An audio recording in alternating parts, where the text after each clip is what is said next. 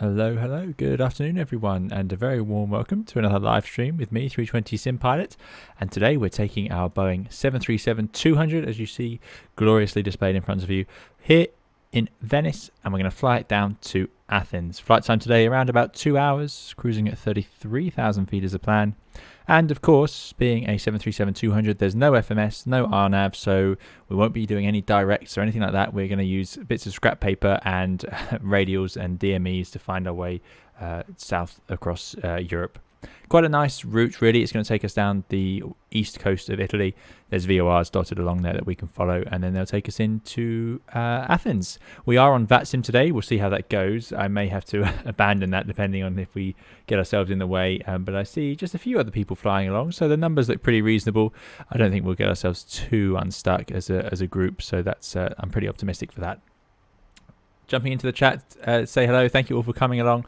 I hope you're all doing very well today. And as ever, let me know how the audio is. I think I can turn up the airplane a bit more, but you guys tell me if it's too loud. We've had a lot of changes lately. So Victor Tango, thanks for coming along and moderating. Window Seat, our resident Airbus and Boeing engineer, thanks for coming along. Chick Point as well, good to see you. I hope you're doing well. Thanks for providing your likes. Yeah, if you do enjoy the video, do please hit the like button as and when you see fit. We really appreciate it. Kai, thanks for coming along as well. I hope you're doing well. Joseph Mitzel, lots of names I recognise. Lizzo5, Victor Tango, if I didn't say. Cam A321 is getting the MD80 ready. Hope all's well. All is well. Thanks, Cam, for coming along. And yeah, MD80 coming along with us. Excellent. Bit of an old school day here for us today. Is that the MD80 sitting over there? Yeah, that must be Cam then, as we're about to head off. Eric, good to see you. Thanks for coming along again. Andrew as well. Mash, good afternoon. Ralph, Wide Womble. Dougal, hope you're doing well. Thanks for coming along, Dougal, and moderating. Very kind of you to come along. George says, I see Olympic Airlines, I upvote. Yeah, the question is, will you use LGAV or LGAT? These airplanes are flying from LGAT mostly. Oh, I was going to use LGAV, I'm afraid. Yeah, I don't have chance for LGAT, but that's a good point. That is a good point. I didn't think of that for another day. Dave Geimer, thanks for coming along. Domingo Da Vinci, just in time indeed. We started a little bit late. Andy H1302, thanks for coming along and moderating. It is really appreciated. Matt Olsen, thank you as well. Lizzo5, loads of people. And Georgia says, okay, I see another coincidence. Today in Greece is the carnival. You go from Greece to Venice with an airplane called Dionysus, the god of wine and festivities. And yeah, that's a great spot. I was going to ask if anybody knew who that or what the name Dionysus meant. And yeah, it is the god of wine, the ancient Greek god of wine. So yeah, what a nice name for an airplane. Drew, thank you very much for your 99 US cent donation. I really appreciate it. Thanks, Drew. I hope you're doing very well. Thanks for coming along today. Ethan's Aviation, TT Spectre, loads of names. Sorry everyone, I'm going to have to jump down the chat as ever. Rasmus likes the livery. Yeah, I think it's a nice classic retro livery with the cheat line down the windows. We always like that. Perdis, good to see you again. Matteo, thanks for coming and moderating. Brianni, good to see you as well. I hope you're doing well. Thanks for coming for the like, even if I know you've been very busy lately.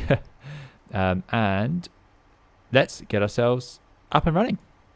So we are parked up here. Just to give you a bit of an overview, I think we have a couple of airplanes around with us, which is good news. And there is our airplane. Fantastic livery. This is off the FlyJSim, have links to all these liveries. I've forgotten the name. I'm sorry of whoever made it. But yeah, it's really nice. So we get the cheat line, as we said, Greek god of wine for this flight. It's in a cold and dark state, but we'll get to power it up ourselves and have a proper go at it. Checkpoint would like some wine poured mid-flight. Yeah, that would have to be on their service on this airplane every time, and I'm pretty sure it was indeed. Let us. Oh, am I already in trouble? No, there's a broadcast. Good. And we don't have any FlyJSim here for now, so that's absolutely fine. Right, let's jump into that flight deck. Zoom our way down. It's a really, really nice add-on. I'm a big fan of this add-on. You get all these little lights and boarding areas. You can even open doors and windows from inside. Look at that. Ridiculous. What a great level of detail. But yeah, on the outside, some people have already commented on the engines. They're just very low bypass ratio, so most of the air goes straight into the core of the engine and gets blasted out the back. A little bit goes around it as a sort of fan. They're not pure turbojets, but they are noisy. And I've had them described, I think I said last time, I've heard them described as they are, let me think, thrust levers moving meant variable noise static thrust. So what they were saying was it didn't matter how much you move these, the noise went up and down, but you didn't go any faster or get any more thrust out of those engines. So I think they're supposed to be a little bit underpowered But I've heard that in this add-on, you get a bit more power than you'd expect. But there we go. Drew says, I'm looking to buy a new aircraft in X-Plane 11, thinking of Toliss or FS757. Any thoughts? Well, I have both of those, and those two are both excellent. I don't have any thoughts beyond that. It depends which airplane you want, really. I really like the 757. Had a few instabilities with it lately, though, I must admit, but the Toliss is also absolutely excellent. I really like the Toliss. They've done an amazing job with it. So let us get ourselves underway. So I've got the full power up, but we're not going to use the ground power this time. I thought we'd try and start it using batteries, and we also don't have to have that horrible noise of the ground power unit outside. So we're going to get over to our overhead panel. Love these little windows for using the stars to navigate. I really just like having that there. And here we are. And the first thing we're going to do is get the battery on. No surprise where that is. Think, and we get the lights on. So the batteries are now on. Then we get those position lights to on battery, which is, if I remember how to do that, there we go, which is up. So now the airplane is seen as powered from the outside. As I always say, not absolutely required. Certainly not these days. Anyway, logo light can come on. I don't know why you would do that at this point. I'm just following the procedures that they give you with this add-on. And electric hydraulic pumps, we need to check those are off. So hydraulic pumps. I'm really sorry, guys. I should be straight on it with these things, but it's been a little while since we've been on this airplane. So that's electric. That's fuel. The hydraulic panel was quite small, I remember. Was it further back? There was a... Oh, here we go, hydraulic pumps. So we want the electric pumps off. There we go, because we don't want to power up the hydraulic surfaces while there could be people moving them and so on. Victor Tango, no, I have not yet updated the 757. I must reply to your message. I'm really sorry. It's been a while, hasn't it? Yeah, no, I have still not managed that, unbelievably. Right, so there we go. That's pretty much ready. We're not going to use external power, so let's start up the APU. So to do that, unlike in the Airbus, where it's all automatic, we're going to have some sort of fuel pumps on, it seems. So we need to turn on aft 1, the engine 1 fuel pump switch on the left side. There we go, aft 1 on. That is going to presumably give fuel to the APU. Now we can start up that APU. So I'm going to go start. We hold that there until that EGT rises, which is here. You can see it rising.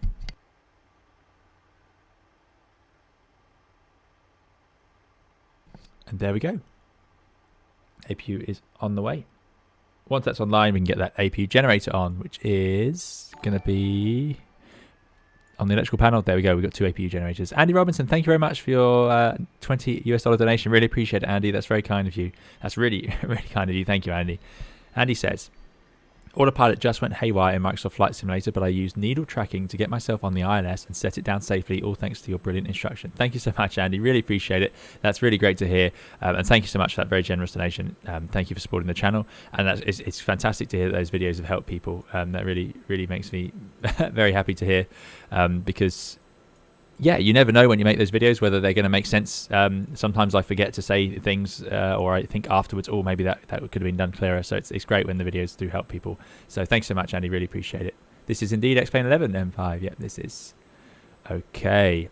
So there we go. APU's online, sitting nice and cold, blasting out the back. Very noisy. Nice heat effect. I think that's the APU inlet here, although I'm not 100% sure on that. So let's get the APU generator online, because we're just sitting here on batteries.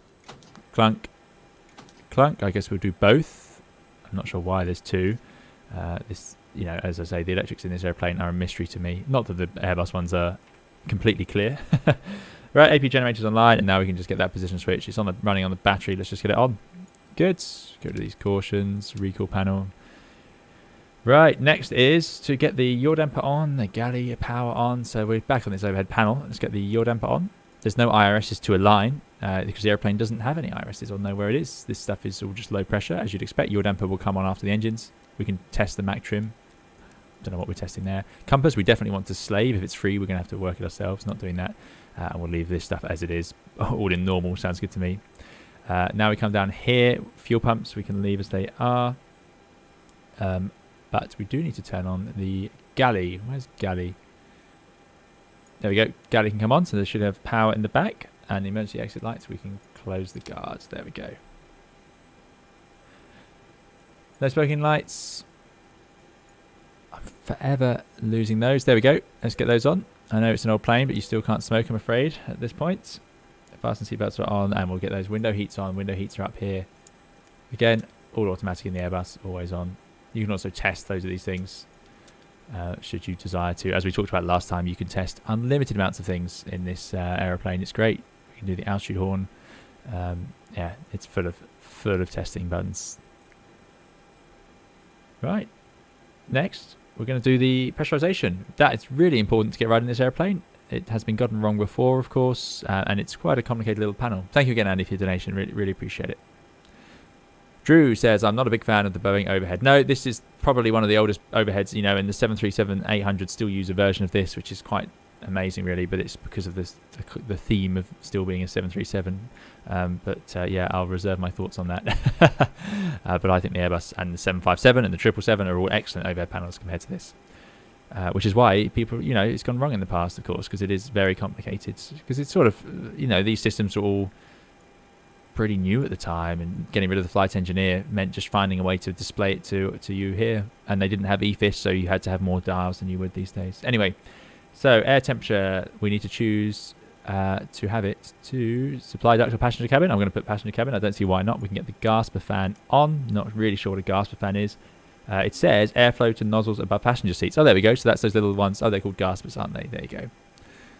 So pretty good. I suppose passengers would probably want those, especially if it's a nice day here in Venice. Although I think it's a bit cooler today than normal.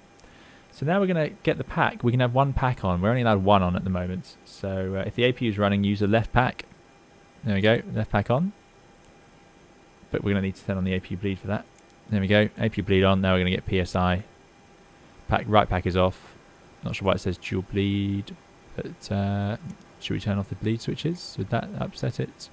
Don't know. There we go. Anyway, it's getting lots of pressure. So that's good. Flight altitude, we're going to cruise up here at 33,000 feet. Somehow it already knows that. And we're landing at Athens, which... Ooh. Oh, no, I did do a shortcut for Avitab. Someone did tell me I must do that, so there we go. Let's just bring up Athens elevation. It is 308 feet. There we go. So landing altitude. 110. 308. Airbus does all of this automatically, of course. Right, we'll leave that in standby. It's currently in ground mode, but we're going to change it to flight mode after we start engines. Incredibly important. If you leave it in ground, it won't pressurize, I believe, is the problem. But there's our outflow valve. We're not going to control that manually. But yeah, incredibly easy switch to miss. So, there we go. Done the landing altitude. Right, now we're going to get set up on our sort of panel here. 308 feet. Thanks, Petros. Thank you. APU bleed on, please. It is indeed on. Dual bleed light is normal. There you go. See, you guys always know far more about this than I do. Right, so we are going to take off. Let me show you the departure we're doing just as while we set this up. So there's no air traffic, so we're taking off on 04 right, and we're going to do the Chioggia departure. Chioggia, sorry, Chioggia. I got that wrong last time about 1,000 times when we flew in here. So we're going to take off at 2 miles from the Tango Echo Sierra, the Tessera VOR. We make our right turn, track 163, and then we can choose any of these, but I'm just going to do the 7 Victor. I don't really see why not. So I'm going to write that down. Chioggia 7 Victor. And the way we're going to do that is we're going to need the takeoff. I'm going to leave the flight directors off effectively, although you can set them to pitch and then do a pitch command up, but I won't bother with that. Simon Smith, thank you for your €10 donation. Really appreciate it, Simon. Simon says, Sundays always get better when you are streaming and we can learn new things, enjoy beautiful views and experience this amazing community. Safe flight, Captain. Thank you so much, Simon. Really appreciate it. Thank you for coming along today. And thank you so much for your €10 donation. Really appreciate it, Simon. Very supportive of the channel. And yeah, great to have you here. I really appreciate it. Thank you so much. And I'm glad you enjoy the streams. And I won't be able to teach you much about the 737, but we tend to learn things throughout everyone chatting.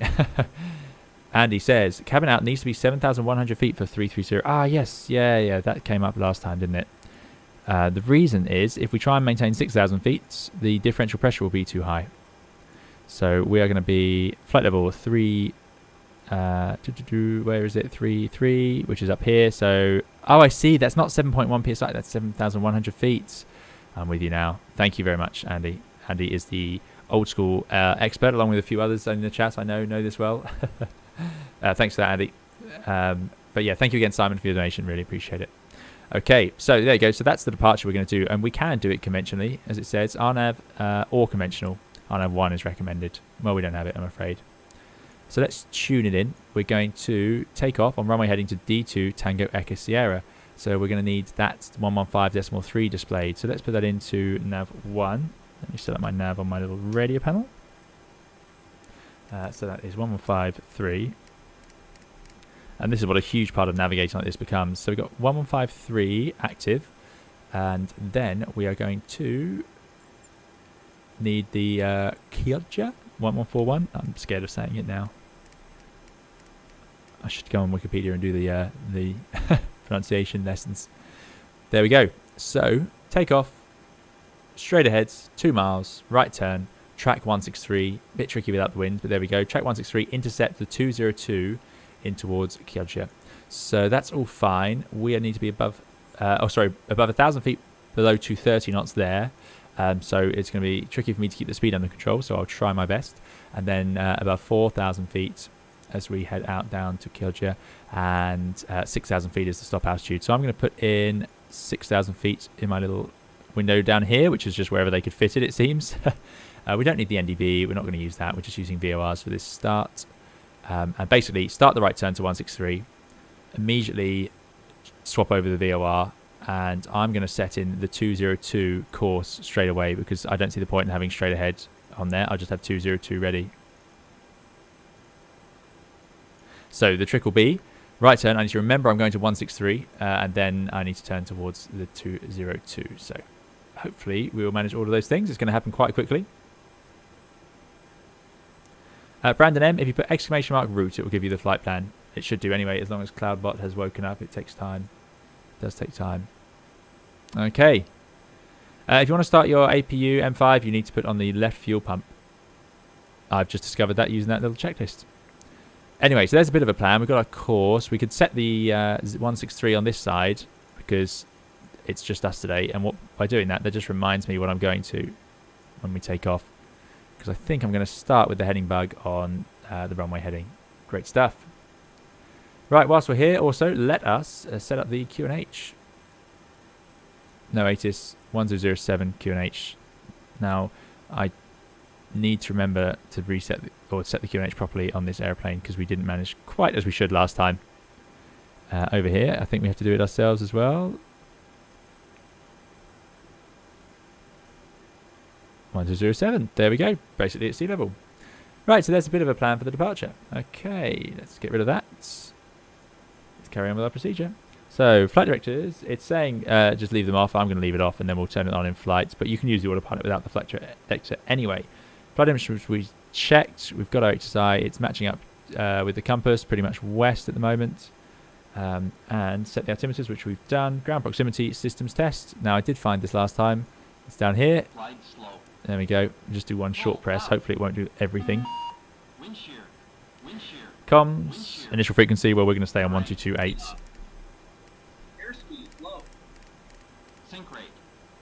Yeah, lots of messages you do not want to hear coming out there.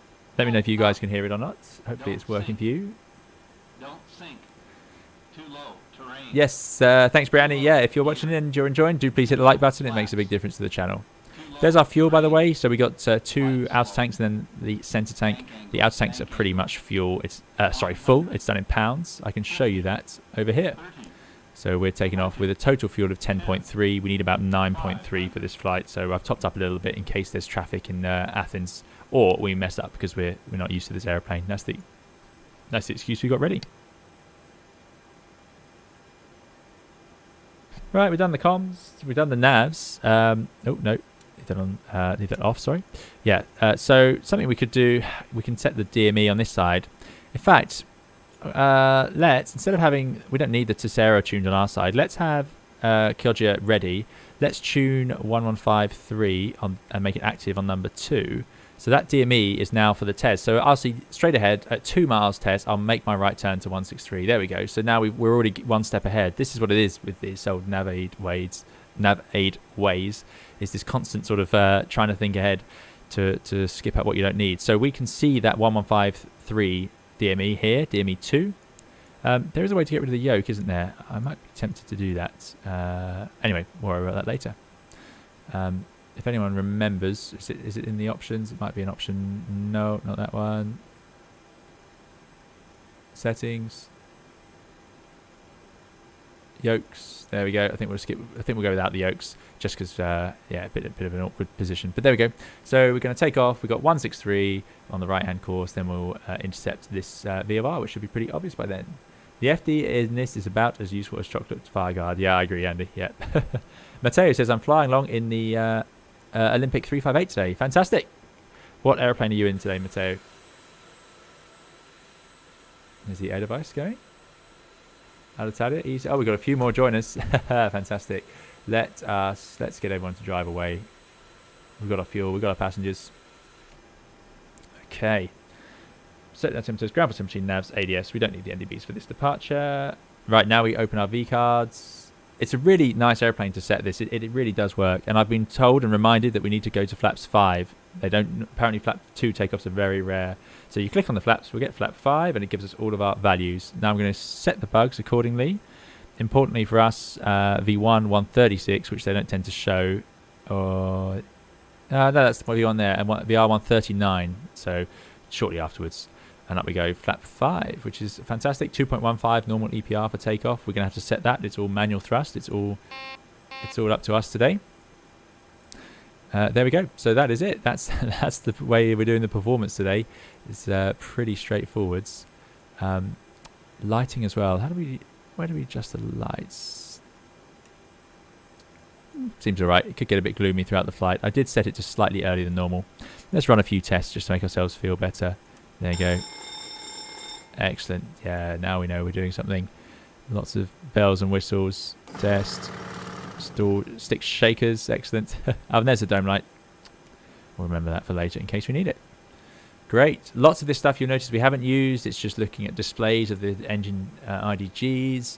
We've got ways to see different bus bars and the voltage on them. But again, that's just sort of ways of checking things. It's not too exciting for us.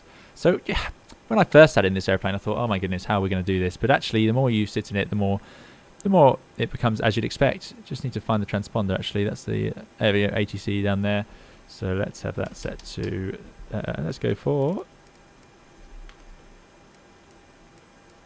2000, I think. There we go. So that's a nav. Good stuff. Right.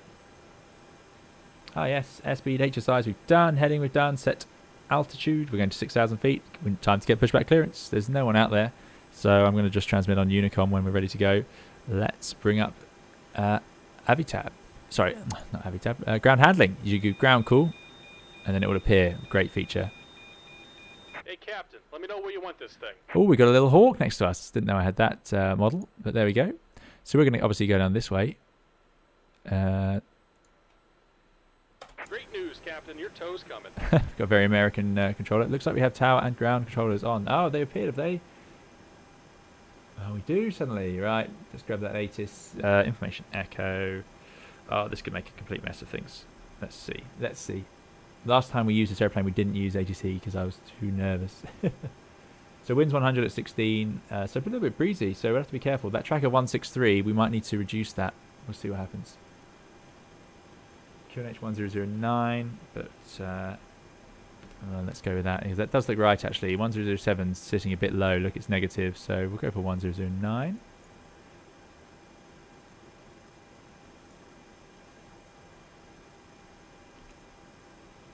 And now we need to go to ground, 1217. All right. Looks like the doors and hatches are closed and we're ready to connect. Juliet, via Juliet and Uniform. Petros says company procedure was always with flaps on 10. Oh, there we go. We got another one. Juliet and Uniform, Lufthansa 258. We got that winching strap and adapter hooked up. Go ahead and let go of the parking brake when you're ready for a push. Okay, we'll leave them alone. But yeah, thanks, Petros. Well, what we'll do is we'll do 5 today and we'll do 10 next time because we did 2 the first time. Let me see. Right, we've got Echo. We are Olympic 262, 737-200, 1209. And we're on center 326. Venezia, Olympic 262, stand 326, Boeing 737-200 with information Echo QNH 1009, request clearance Athens. Olympic 262, confirm you need a non-RNAV standard departure. That's correct. So we were hoping for the Kodja 7 Victor.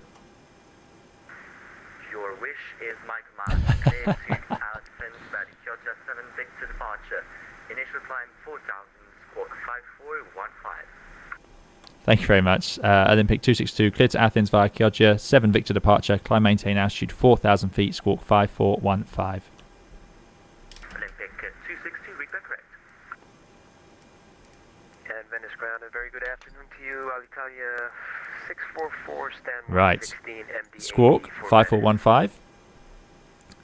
New altitude then, 4,000 feet, no problem there. We're going to need to get that autopilot in.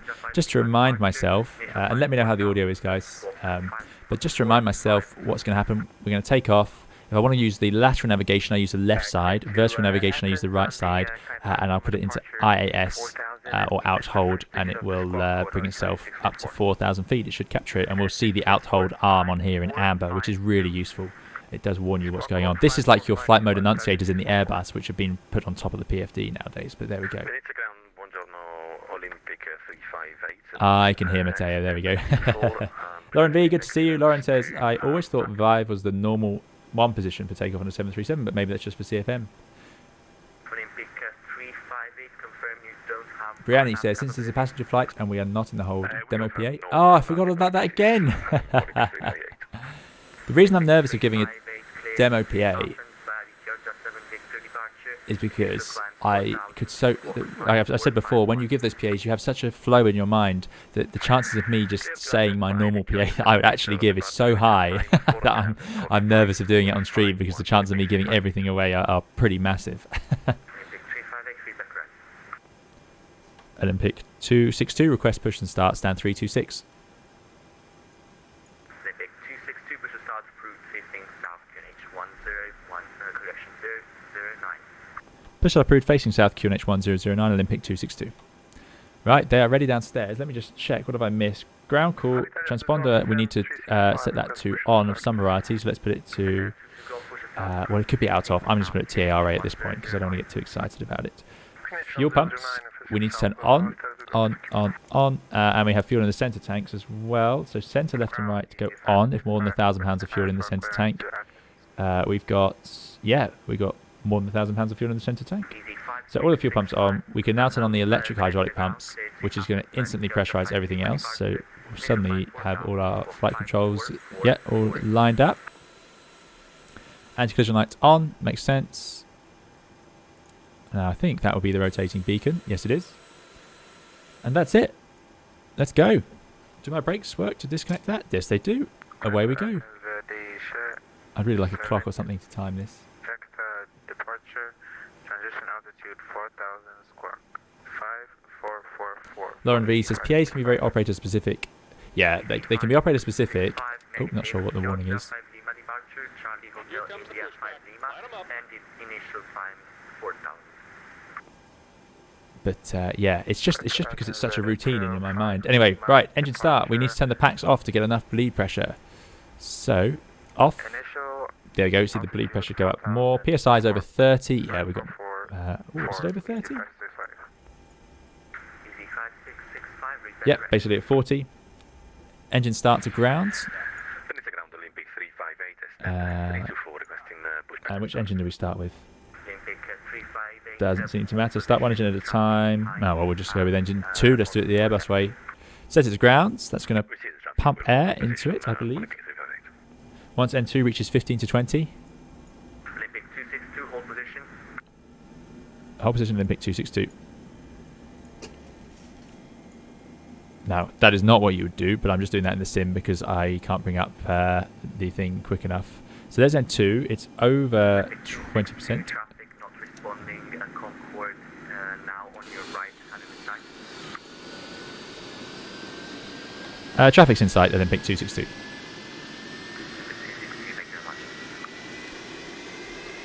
Yeah, so you would never do that in real life. You'd never set the brake first as your reaction, but that's just the only way I know how to make better pushback stop that quickly. Because in real life, you would immediately tell the ground crew stop push, and they would do it very quickly. They are ready for that. Right, anyway, that engine is stabilised. Everything in the right place. Looks good. Let's start the other engine. Ground. They're the same. I do like these add-ons with all these needles. I wrote down the clearance, Skipper. I always write down the clearance. Yeah, there's no way to do it otherwise, really. There we go. Nice rotation. Fuel lever on. She's powering up. Not sure what's going on with Concorde. They seem to be waiting for us now. Anyway, we'll get ourselves all powered up. Got a little bit of extra fuel so we can burn it on the ground if we need to. Good evening, Corrosive Moon. Thanks for coming along. I hope you're doing very well. Yeah, I'll write down a PA one day when I remember to do it. M5, thanks for coming along. I hope you do well. Thanks for seeing you here. Oh man, we're causing a traffic jam now. The vehicles get very annoyed. They're not allowed to drive obviously behind you like this or through you. So they end up sitting there and they're not allowed to drive behind you while the engines are running. So say even if you're out the way, sometimes they just have to sit and wait, which can be really frustrating. They can't drive in front of you until they know you're definitely not going to need to taxi and stuff like that. So they can wait for a while. This is a bit frustrating, just for one. If anyone is watching and is in the Con 47, please either taxi or talk to air traffic control. Otherwise we'll be stuck here for a while. Right, so the packs are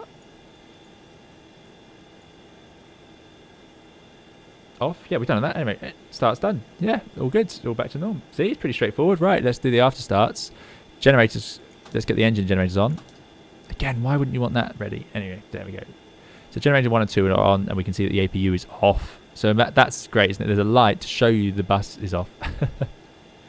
Pitot static heat on. That's these two. Pitot static heat on. Wing and anti-ice on, but we don't need it. It's not near freezing, and we're not covered in moisture. Let's get those packs on so we can pressurize. Very important. So both packs come on. You see that pressure drop. Oof. Oh, wow. They take a real hit, don't they? So pack left and right are on. Bleed APU is going to come off. Wow, yeah. Oh well. Venice Grande Olympic 358, could we in the meantime push on the taxiway and start engines? Olympic 358, hold position, expect delay. Flight ground to flight.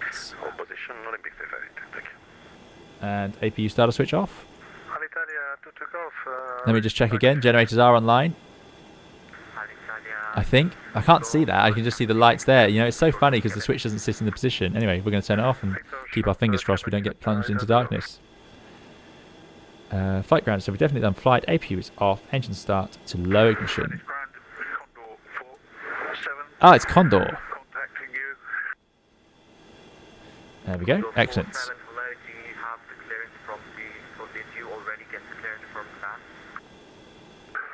Negative. When I checked about Right. 5 minutes ago, Flap. nothing was showing on VATSIM. I apologise. And? Everything appears to be normal now. I request Excellent. That's great. filed from Venice to Athens. Yeah, I don't blame them because I didn't think there was a controller. I was about to push back, completely unaware that there was any sort of controller here. So it was only because of you guys. So that's no problem. Drew, I have not overclocked my GPU. There we go. Flaps to 5. Clearance as filed. Squawk. Right, I think we're pretty much there. 3. Trim. Oh yeah, trim. What's our trim for takeoff?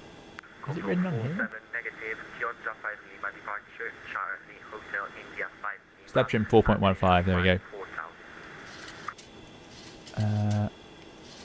Oh, unlike the Airbus, it's the opposite way around. The needle moves. Okay. That's somewhere there. That's 4. Okay. Weather radar set. Well, we won't set that until we're away from the terminal, and then we can taxi, get the lights on. Good stuff.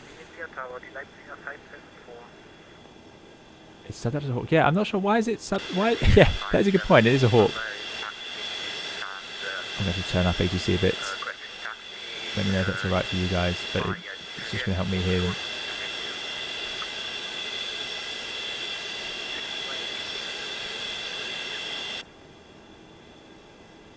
I can hear ATC from the cockpit, but I do struggle when we're outside. Ground Alitalia 644 is ready for engine start.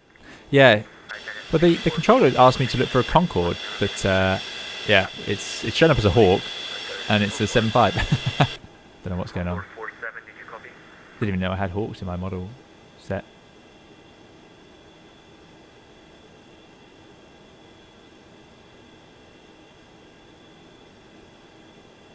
Condor 47, Let's see, what else can we do? I think we're pretty much ready to go. Where's our fuel used? Is there a fuel used? No, just a fuel flow. Quantity of oil. This is our sort of secondary engine stuff. Condor 47. Olympic 262, do you still have Condor in sight? Affirm, Olympic 262. Oh no. Oh no. From my radar, you can still hold position for me. Oh, sorry, Olympic 262. No, we've lost visual with them. I think they've disconnected. Yeah, can you still hold position for me for about 2 minutes? Okay, we'll continue to hold position, Olympic 262. Thank you very much. Olympic 262, break. Ah, yes. There you go, you can click that to set that. There we go. Oh, for the Condor, if you're in the chat or you're watching the stream, no problem at all. That wasn't your fault. That was easy mistake to make because I very nearly did exactly the same thing.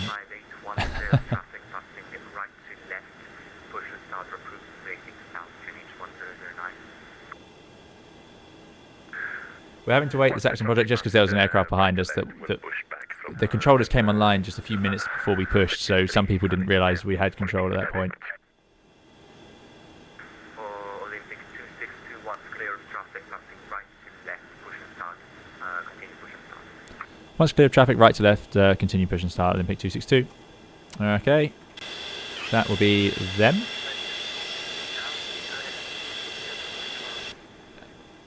Yeah, that's again 574. Yeah, it's common because there's a lot of walks going through Venice now. Then you can continue straight ahead, and then I'll tell you when to stop. Yeah, there's been a lot of I think Venezia Airport is all dug up at the moment.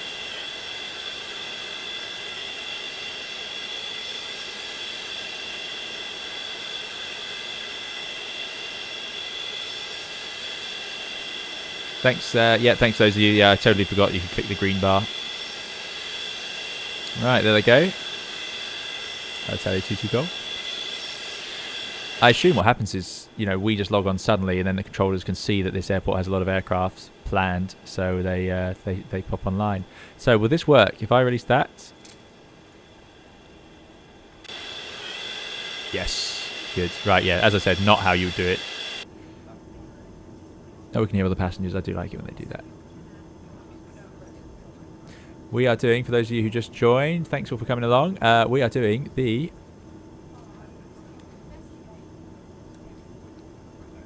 7 Victor. Runway heading to 2 miles.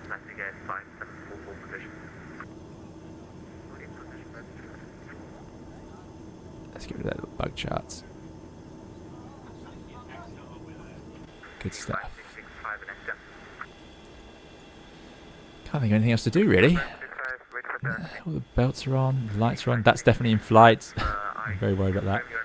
What's this saying? Ram door fully open, but I think that will change as we go into flight. Evening, Miemper. Thanks for coming along. The block time is 2 hours. Oh, just over 2 hours. Block time will be at 2 hours 15.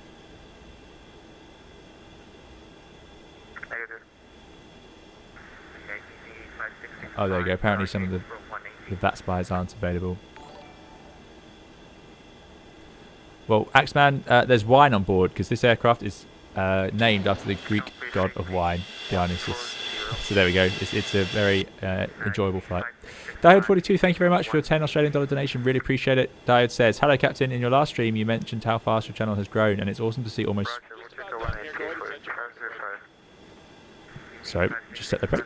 And it's awesome to see almost 40k. You've helped and entertained so many, including me. Here's my ticket, and thank you. So thank you so much, Diode42. Really appreciate it. Thank you for your donation. Very kind of you, and it's yeah, I'm very kind, very lucky to have a community like you guys. But thank you so much for your donation, and thank you for your kind words, Diode42. And thanks for coming along today. I hope you enjoy the stream.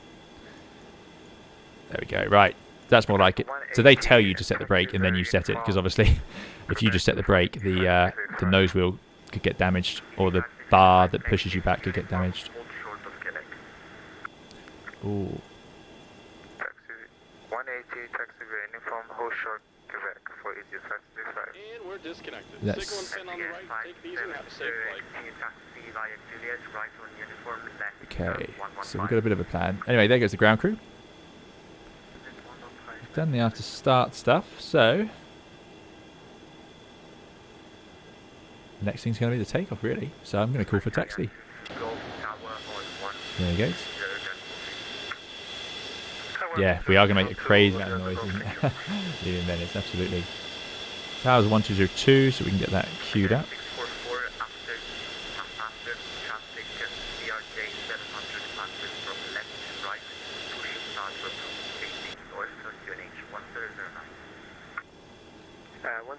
Alitalia 644, and we are ready actually to, we don't need to push, we can taxi. Thank you again, Died, for your donation. Appreciate it. 644, okay, that's not approved before taxi. Drew, thanks for coming along, and thank you. We'll see you next time. Olympic 262, request taxi. Olympic 262, taxi, holding point Bravo, runway 3, correction runway 3, full right via Mike, Sierra, and Bravo. Mike, Sierra, Bravo, to holding point Bravo, 04 right, Olympic 262. Okay, Mike, down Mike, Sierra. It's a bit of a confusing one. Sierra, Ground Olympic 358. Tango, I guess, and then Bravo. That's Sierra, Bravo, there we go. And then we're going to hold. I think Mateo's right behind us for once. There we go. Brakes released. We'll follow the company 737 to holding point Bravo. Oh, I've got paper all over the place over here. Right, let's sort that out. Okay, let's give it a go. Oh no. Mateo so nearly got away with it.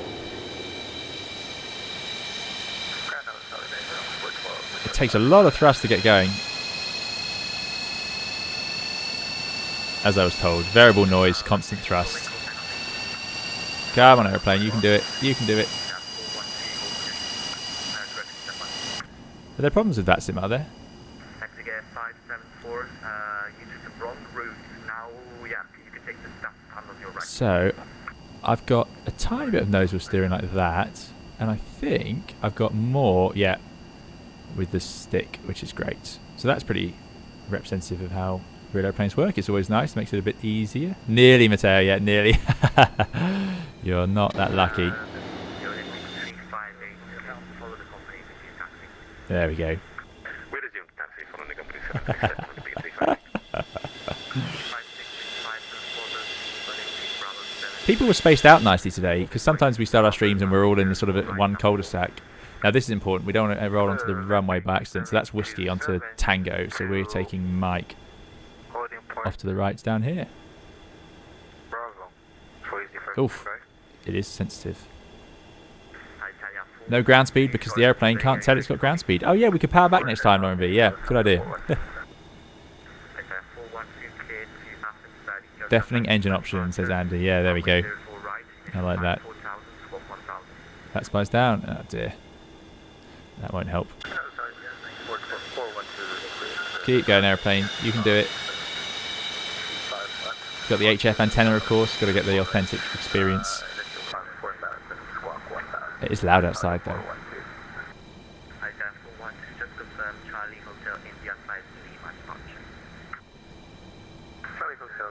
Okay.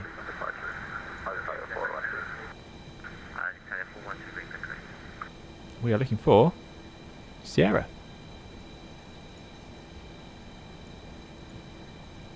Which is there. There we go, the black sign. So this one is Sierra, so we're taking that next left. Bit of a breeze from the right, so that means we're going to need to turn to track 163. You can calculate your max drift and so on, but we're not going to be on that 163 for long. I'm just going to basically inset that radial. But we can 163 with the wind coming from our left at the moment, so we're going to need to go slightly left of 163, so sort of 160, maybe a bit more. Right, Sierra to the left. Now for this one, we're going to have to remind ourselves before we do get going. Otherwise, we could unravel pretty quickly. But there we go. I've not taken off from El Gat in real life. No, I haven't been to El Gat. Right, it's all coming together. Oh yeah, probably a bit of a flight control check. I'm not sure where that would fit in. Excellent. All working out. We can deploy those reversers. Look at that. Glorious. No, keep going. We get in trouble. Right, what's over there? That is... Oh, Bravo's over there. That's closed. See those amber crosses? This is where the X-plane... 1202, Olympic 262. Thanks for your help, mate. Very nice controller. Looking after us. Venezia, Buonasera, Olympic 262, taxiing Bravo for 04 right. Olympic 262, good afternoon, Tessera Tower, lapping weight, runway 04 right. Ladder point 04 right, Olympic 262. Fatty2 says, logged on, no one showing, then lost FlyJSim altogether. Started up left gate, then got grounded because he asking what I was doing, at which point discretion. Yeah. Fatty2, no problem at all. It's a shame that happened to you. But yeah, we got confused because I didn't think there was air traffic control until the last second. So maybe the controllers were already online, it just wasn't working. 262, wind 09, release 16 knots, clear for takeoff, runway 04 right. Clear for takeoff 04 right, Olympic 262. Right. Get as many lights on as I can find. Strobes, wing. Probably don't need the wing, but there we go. Let me run through the procedures. So transponder needs to be in TAR. It is. Let's get the shit of the radar onto weather and turbulence. Not really too worried about it today, but we'll tilt it up a bit. It's one of the better weather radars in FlyJSim. We're already cleared to go, so that's good news. Let me line up and then just finish this. Matteo will have to wait behind us. Got the lights on. It says taxi lights off. Olympic 358, buonasera, There we Tessera go. Tower, behind the departing... Taxi light off, not sure why, but there we go. Maybe it's on the nose wheel and it's going to fold away. So we are all ready to go. So let's just think about this. Obviously, we're going to set takeoff power of 2.15 EPR, and then we're going to rotate at about 139 on here. Climbing up to 4,000 feet, straight ahead to 2 miles on this, which is going to count down and then back up again, which I can show you here, because we're about to fly towards it and then away from it. Then we're going to right turn to 163, but probably a bit left, so 160, just to track to intercept the 202, which is already tuned to 114.1. In the meantime, we'll need to retract the flaps, but we need to maintain 230 knots as a maximum. Good luck. We'll see how it goes. Right, let's go. So take off. A little bit of nose down.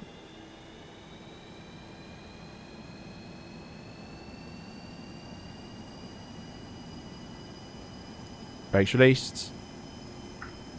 Olympic 262, problem for taking off? We're rolling Olympic 262.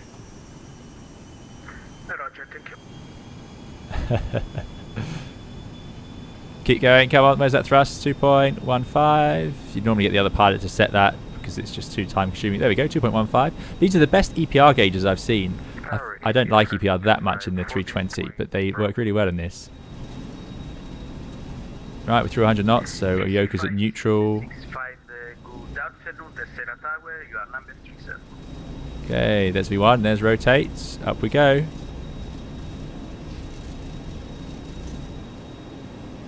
It's such a high panel. Positive climb. Gear up. Needs a bit of up trim, I think. Speed's way too fast. Yeah, didn't get it off the ground quick enough. Right, looking for 2D. Lost a bit of thrust there as well. So I've heard that this add-on is perhaps a little bit optimistic with your performance.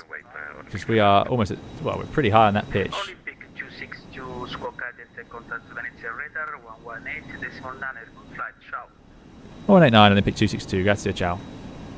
Right, we'll do that in a second. 1189.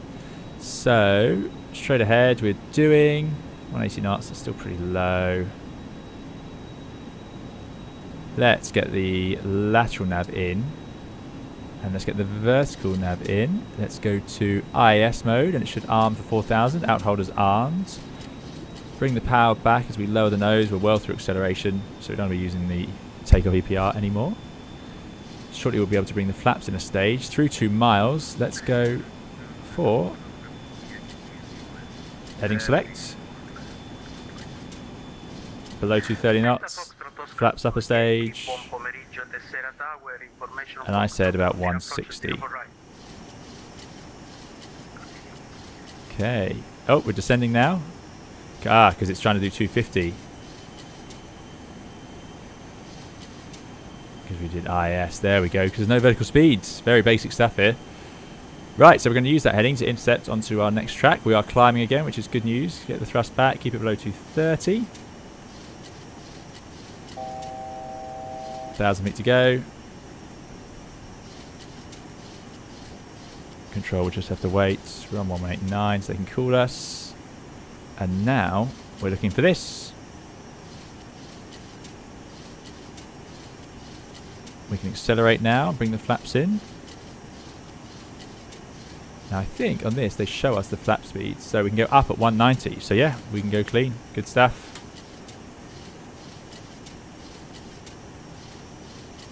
Right, so we're about to level off. Next step, intercept that VOR 202 course, and we get the ADF, sorry, the RMI showing us where that is. Venezuela, Olympic 262, leveling 4,000 feet, Chioggia 7 Victor. Olympic 262, Venezuela, identify the time, 55, continue climb flight level 900. Climb flight level 900, Olympic 262. So there's 4,000 feet, so that'll work. We acceleration through 230, and we are clean, so that's fine. So here comes our VOR. So we're going to keep getting it down here, get that heading bug round, and what we can do is go VOR lock, and it should intercept it for us. Yeah, it's doing it itself, which is great news. We go to plugins, Avitab, there we go. Yeah, so the wind blew us slightly off that. But there we go. When they say track 163, you really need an INS or GPS to do that properly. You could calculate it if you had your max drift and so on. Oh, it is fast. It does accelerate, doesn't it? There we go. Right, we're going up to flight level 900 now as we intercept that. We'll go for 250 knots. IS. Add thrust, otherwise it will go down. Gear to off. Okay.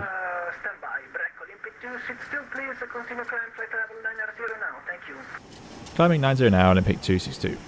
Okay, so we are climbing 1,000 feet per minute.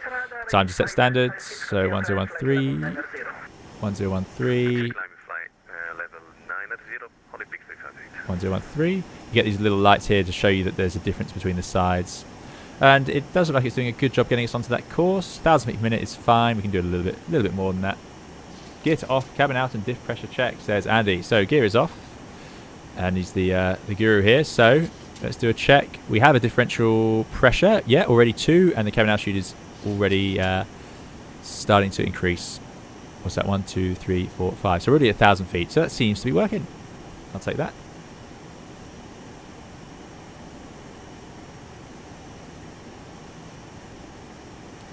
Don't think we need to be in low ground anymore, so we'll put engine starts off. Those lights are already on. And there we go. Not quite lining up with that, but yep, should be. These charts aren't perfect. It's drawing us at that angle, but we are tracking along it pretty much. So next step then. Always got to think for the next step for this one. We're going from Chioggia. Then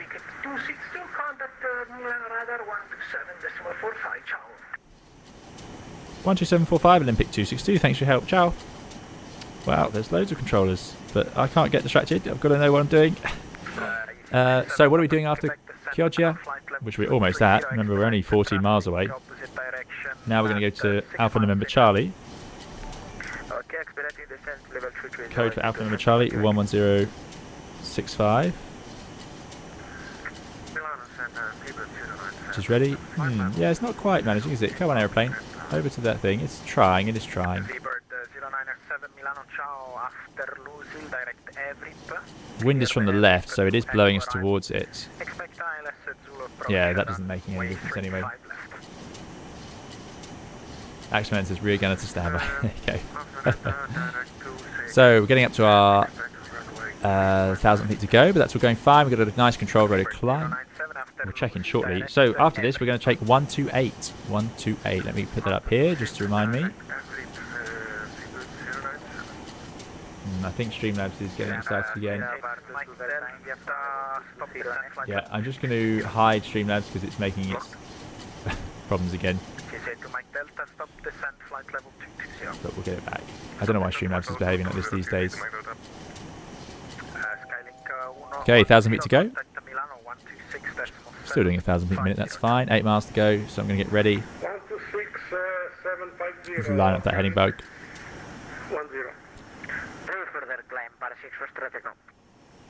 Bar 65 Foxtrot Echo, continue climb flight level 290. Glorious.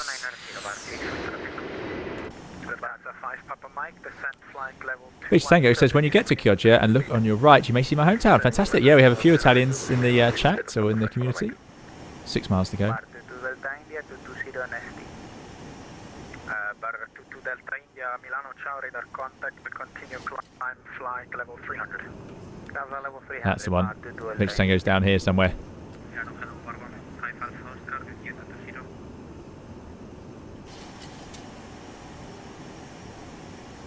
Control, Buenos Aires, Olympic 262, climbing flight level 90 to Chioggia. Hello, Van der Veen, good to see you. Yep. It is trimming. The autopilot's doing it for us, at least. Right, 3 miles, so it's not long now until we are... well, we're going to be overhead pretty much in a second. So let's go heading select. We need to come to the left. And we're going on to, as I said, 128. Let's bring the course round. 128. And now we can intercept that outbound. If I press map, you'll see what we've done. So there's our departure, out, down, and now we're turning at Chioggia. Level at 90. We are going a bit fast though. Let's get that speed back. And yeah, Victor Tango's somewhere down here.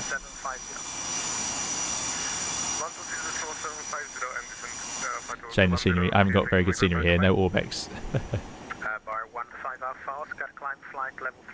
Oh, he's gone sailing through that, so you can't afford to get distracted on these. It's very sensitive this close in though, so we're not too bad, I don't think. Benjamin Pollock, thank you very much for your $10 US donation. Really appreciate it, Benjamin. Thank you so much. Benjamin says, always exciting to see you fly the old school planes. Thank you, Benjamin. Really appreciate it. Thank you for your donation, and I'm glad you're enjoying it. Watching me struggle a little bit. It's always nice. I struggle. I do. You see me struggle all the time on these streams, actually, but this airplane is always fun. So thank you very much, Benjamin. Really appreciate it. There you go. So we're so close in now. That bar is going to come in straight away.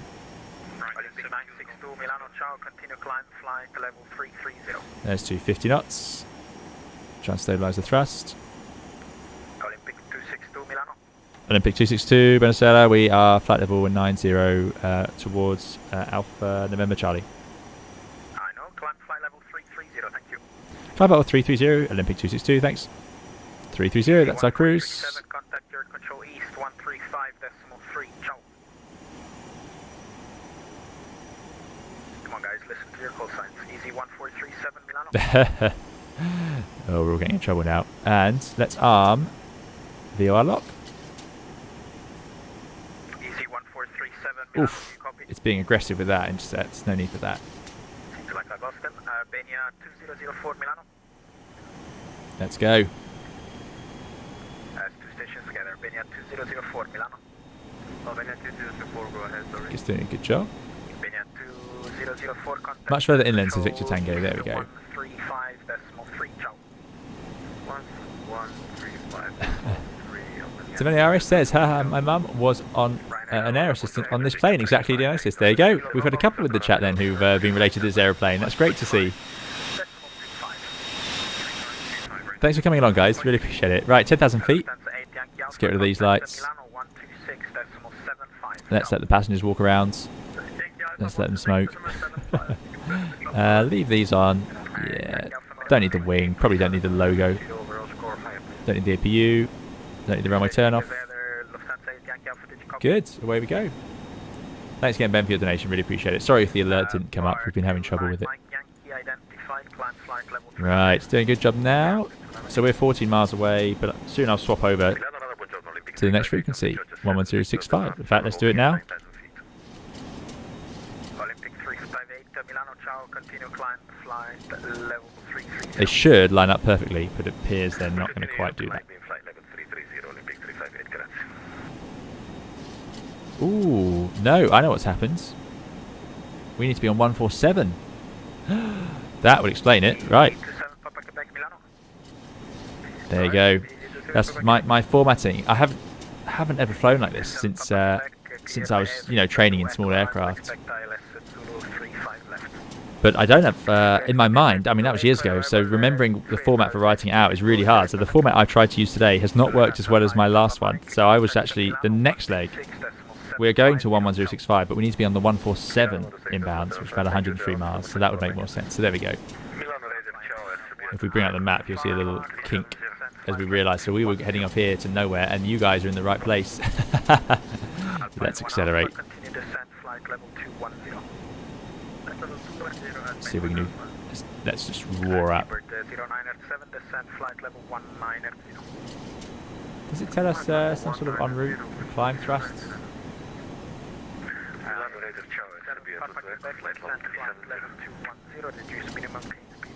Nope, nothing too exciting. Anyway, now we are intercepting the 147 as we carve in front of. Well, that's Matteo. I'm not sure who's right behind us, but there we go. Yeah, entirely my fault. That. There you go. There's always something. Milano, ciao, Serbia to Echo 370. Serbia to Echo Milano, ciao, radar contact, proceed back on. Thanks, Brianni. Brianni's impressed with me flexing the Italian. I'm glad it's working out. I get it wrong almost every time. Max speed, asked Matteo. Good point. I think we were planned at. What was it? I've forgotten now.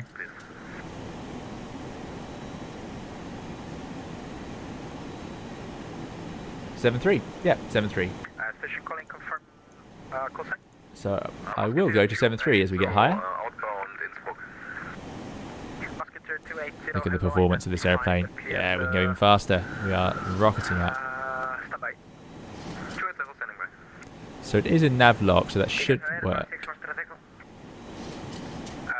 6 Foxtrot Echo, stop climb, flight level 280, please stop climb 280. Yeah, see, there you go. So I put that course in. That's why you have two pilots as well.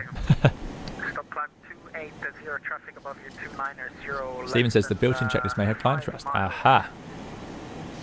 Okay, so descending to 280. Checklist. Sorry, Musketeer 280, traffic information, Airbus A320 at your 12 o'clock. Right. 97% climb and 92% N1. Oh, we're really cheating. Apologize, guys. It's very hectic here. 92. With you passing flight level. Flaps up by 200. We've done that. 280 for the climb. By 290, Mac hold. Thanks for that. Yeah, good tip. Thank you. By 290 Mac hold. But we decided there was no way to do Mac hold, I believe. We had to just do it on the indicated. Is that right? Using this little dial.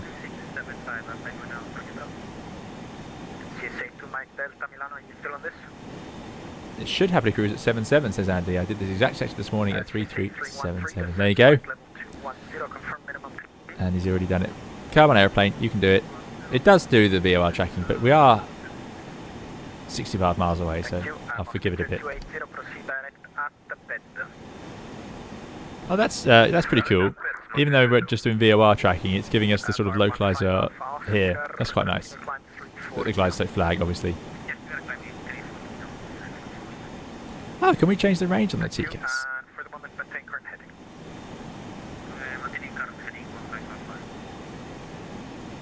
That's brightness. Range, there we go.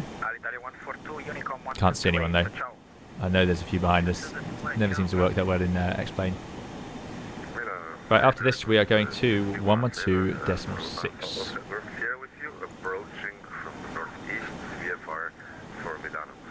112.6. But let's not get confused. So next is 128. So now I can have 128 on there. So we're going to leave A&C on 128. Dougal McTavish, thanks for coming, and thanks for the info. Toad in the hole today. Yep, Dougal is always having the dinner at the time of the stream. So Toad in the Hole sounds lovely. Very Sunday dinner. Fantastic. I hope you enjoyed, Dougal. I am already getting hungry. Easy 5665. Milano Control with their 182 with you, passing fly level 110, climb initially 160, inbound Papa Echo 604, 614. Lauren V says, no water thrust or FMS, but TCAS, strange aircraft indeed. Yeah. The reason is, you just have to have TCAS. It became standard quite a while ago, actually. It's one of those things that you just are required to have. But you could probably get away. Well, no, and there's some things you couldn't do without an FMS these days, actually, to be fair. So yeah, it's a bit of a strange airplane.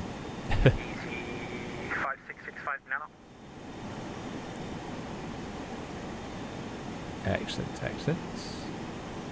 Ollie Nat says, I'm flying the same path on Microsoft Flight Simulator. I'm on live weather and live time, and the clouds are very thick. It's affecting my speedometer thing. Would something like that ever happen? It has happened. If the clouds are too thick, presumably you're getting icing. It doesn't, clouds on their own and rain on their own don't normally cause you an issue, but they can do. It has happened. But yeah, Microsoft Flight Simulator over-exaggerates the ice.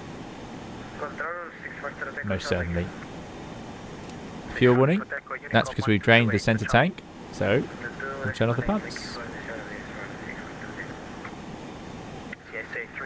We did test out the fuel heaters. They worked quite nicely last time. Probably because a little while ago, back when this airplane was made, I suppose, we used different sorts of fuel. So these days, the fuel we have can go down to sort of minus 40 degrees Celsius. But there are some fuels that can't, and probably this airplane was designed to fly with whatever fuel it could get. Is even if it has to fly into smaller airfields that might not have Jet A1 available, which is what we use these days. So that's probably why they included the heater for the so you could use certain fuel types that may, when they get cold, become more of a problem. It says my autopilot had a failure and now I have to fly to Heathrow without autopilot from Amsterdam in the weather it's bad. Oh well, you can do it. You've got to stay below flight level 290 though. You're not allowed up into RVSM airspace like that. This TCAS should give TARA. Yep, TARA. I'm not sure.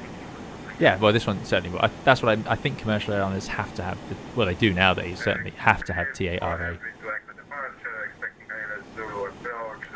35 miles to go. Doing max 7.5. Wow, we are screaming along.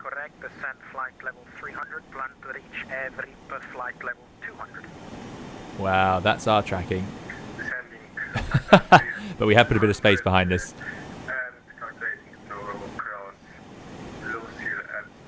Yeah, just tracking a little bit more than I expect.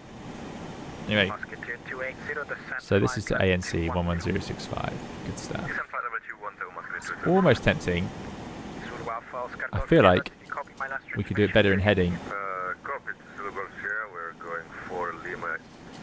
Let's do heading states. So what you can do when what you do in general aviation when you're planning these flights is you've got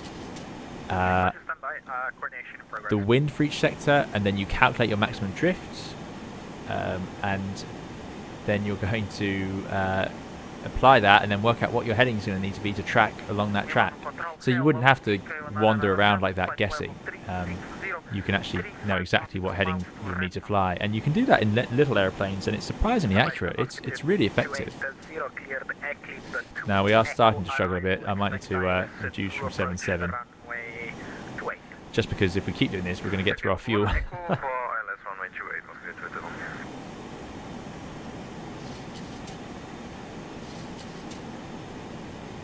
Mike Victor Alpha 1997, what was your call sign? It's Mickey, alive, Mickey Mouse. Mickey 1997, thank you. Cleared every 2 Echo. Brianni says, do you speak multiple languages or only say hello, goodbye in foreign languages? No, mostly pilots can just say a couple of nice things in foreign languages. Clear, every 2 Echo arrival, runway 35 left, Mickey 1997. EC6, correction, EC5665, Milano. So clearly the wind is from the right, so we'll come a little bit further left. Flight level 28.0. Continue climb to flight level 280 for EC565. Come on, airplane, you can do it. 65, turn right, heading 180 degrees for traffic. You can do it.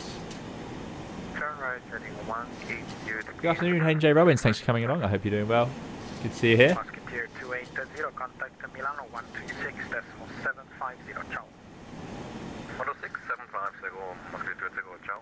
Victor Tango says Jet A has a higher freezing point compared to Jet A1. To Milano. Minus 40, minus 47C. There you go, yeah. So Jet A. And there is even Jet B, I think.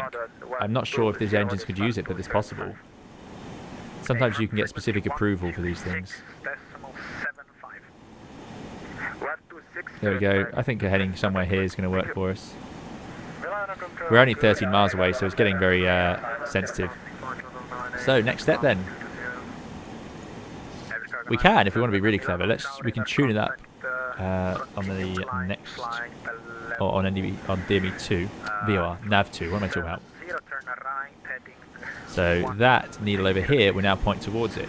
So I need to go on to 128 inbound towards the Victor India Echo. So 128. So what one are we on at now? So we're almost at the 128 now. You can see that. See 129. Yeah, already. Because although we're at 8 miles away from this one, we're still going towards it. But remember, 6, 12, 18, 24. So at 4 miles, we are directly overhead. Now, so we're only 3 miles from that. We're in heading select. Let's put it up. 128. That's probably at 129 right now. Let's swap over to 122. No, we'll fly outbound actually. So we can fly outbound on this VOR as well. The next leg is 152 miles, so it's probably better to fly outbound for a bit. 152 miles to go to the next VOR. In fact, you can see it there, 154. Right, let's start the turn. So we're ready to fly outbound.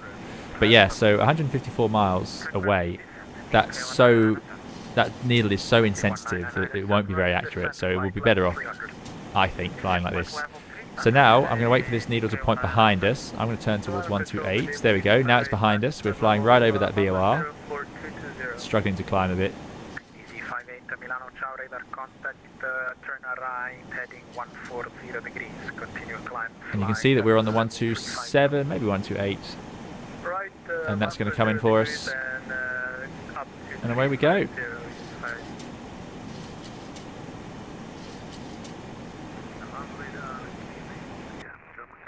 There's our contrail as we struggle with the wind. It is a breezy day up here. There's no doubt about it. I do have a little nav log. Heading 120 degrees. I got. What would I do?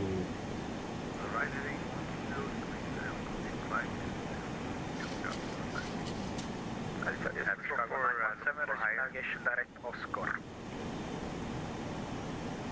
Italia 644 looking for higher. There we go. Now I've got a little nav log next to me. Right, so yeah, I'm using SkyVector, which can actually calculate this stuff for you. Thank you very much.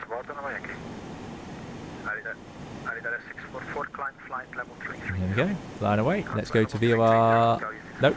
IS. Let's go to VOR lock. 917 resume navigation direct Oscar. Keep climbing, airplane. You can do it. You can do it. Struggling with the turning now as we get higher, which I can understand.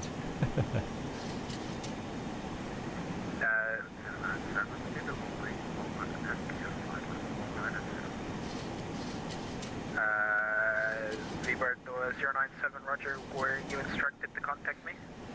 So my little SkyVector thing reckons we're going to need a heading of 134, which is actually about where that heading bug is set. And I think that's probably where it will settle, because it can calculate with your true airspeed and it knows what the wind is. It will calculate your max drift and then apply that. Yeah, it's clever stuff. It's amazing how it works. You know, I've done flights where you take off in your little single engine piston airplane. I have too much M1 there. Let's reduce the thrust a bit. You take off in your single engine piston and you just fly on these headings and tracks for times, and then you would finish up where you thought you would, and it's really an amazing thing. It always impressed me when it worked.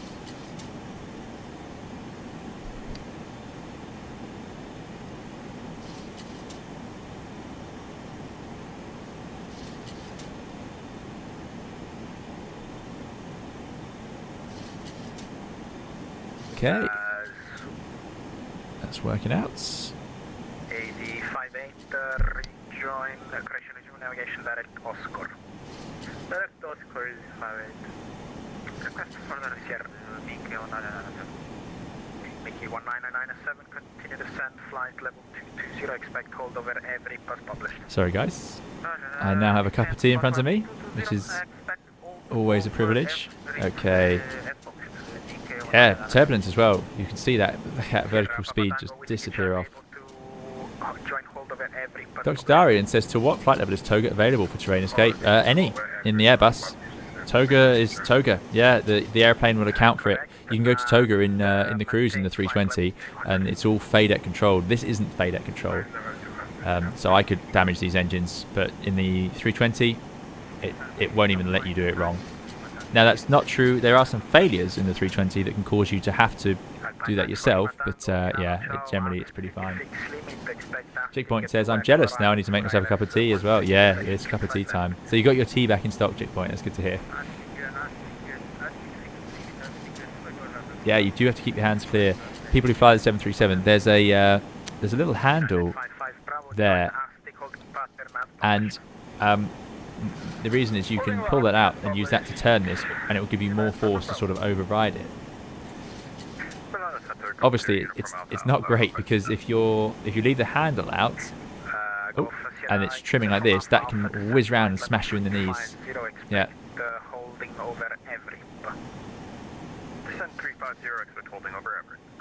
Oh, I hope we don't hold into Athens. That would really not be fun.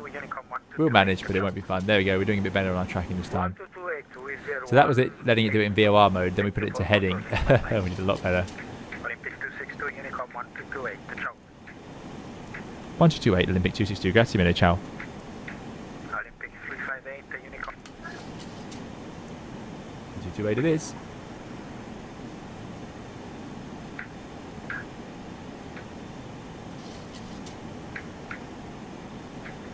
For some reason I'm receiving stuff on COM 2, so let's put that on there, 1228 as well.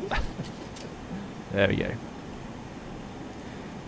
Right, last 1,000 feet to go, and then we're going to accelerate away. So we're 113 miles from the next VOR. This is probably our longest leg, really.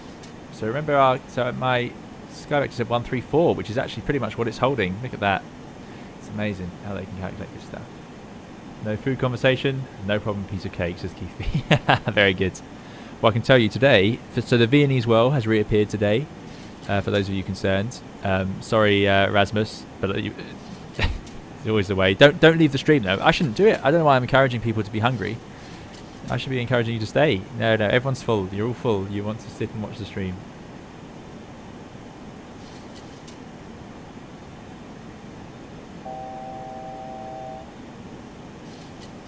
Oh, is Streamlabs censoring spotted dick or something like that, is it?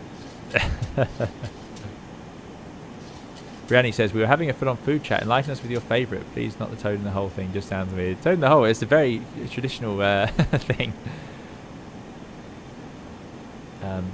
Goodness, favourite food in general is too hard, but it's going to obviously involve pizza.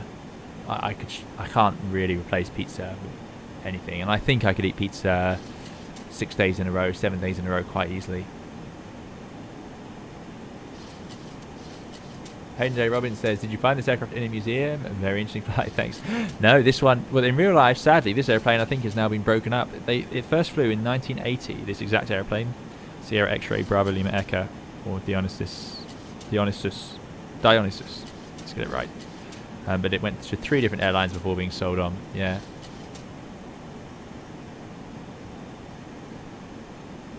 Ollie says, my engines are creating 91% of power when I go to Toga. Is that normal? Well, if you're in a 320 and you go to Toga, then it will give you what it can give you depending on the conditions. So, yeah. If you're going to Toga and everything else is okay. If you're using the fly-by-wire mod, then there are some issues with the... No. Come on, airplane. Come on, airplane. We are really running out of steam here. Luckily, we were within 300 feet, so it's not quite as bad. There we go, outhold. Did it give us a cruise thrust? How do we do Mach hold? Does anyone know?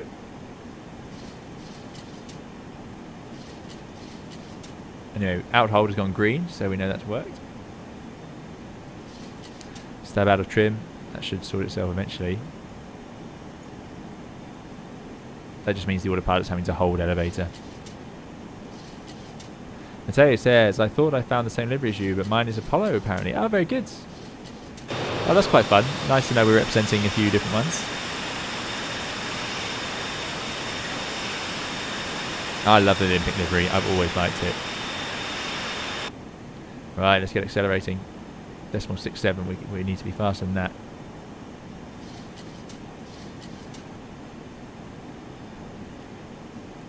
John Pierce, good to see you. Yep, thanks for coming along. I hope you're doing well.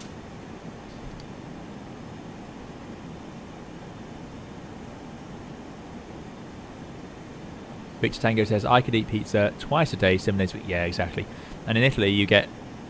The pizza in Italy is... I think we've had this discussion before, but the pizza in Italy is, of course, excellent. And it's a bit lighter than... I'm not talking about a takeaway pizza. Like in the UK, the companies like Papa John's and Domino's Pizza and so on, which do great pizza, but I wouldn't have that every day. But if you have like sort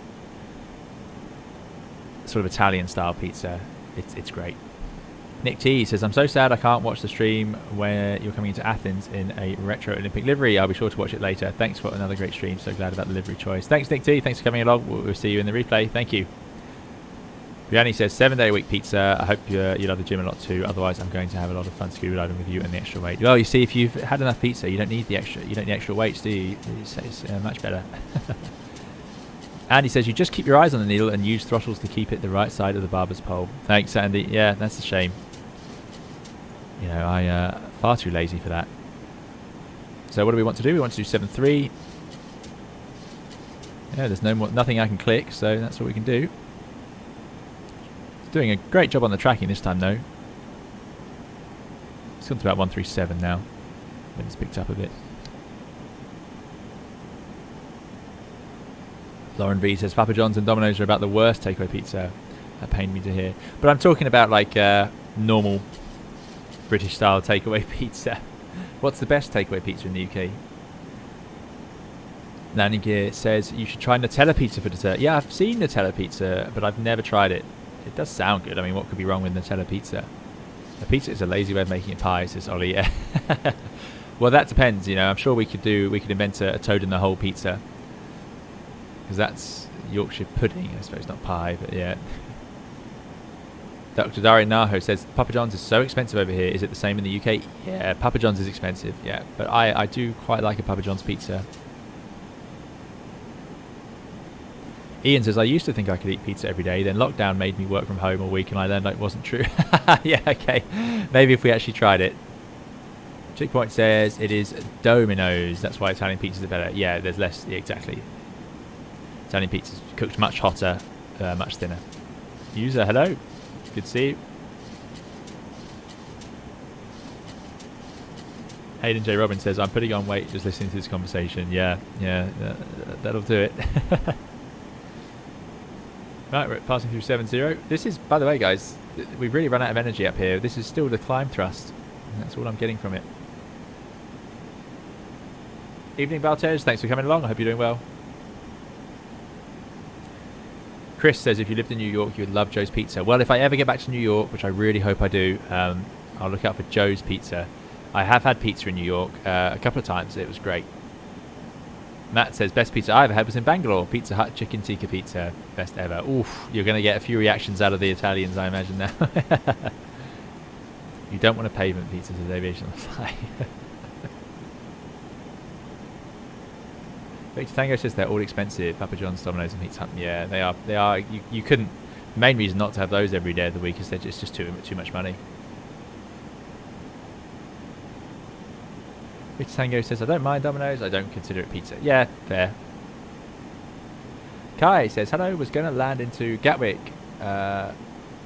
from over 6 and a half an hour later my sim crashes. Ah, that's a shame. Yeah, it does happen. Brandy says, did you just say the more weight you have, the less you need added weight? Shocked. I'm going to have to buy extra pens to judge your exams. Yeah. Is that not how it works in scuba diving? Do you need more added weight? Are you more buoyant? Perhaps you're more buoyant. There you go. Baltej says, is it true in the cruise that the drop in humidity alters your sense of taste? If so, what's your favourite food to eat in the cruise? Any suggestions? Ooh, well, I just get what I'm given. But it is true. Things don't taste as strong in the cruise. There's no doubt about it. There's no humidity and less air pressure and all sorts of reasons. But, yeah. Favourite food in the cruise? Well, you'll often see sort of curries and things like that given out in the cruise as food because they have a bit more flavour to them, a bit spicier. But I don't really have a favourite. You just have to be careful. You don't want to eat too much, and having big meals, especially with dough and bread and things, can not be ideal. Just because it's more the pressure difference in your stomach doesn't like to take the strain of all the pressure change. This conversation's going a bit not where I was expecting.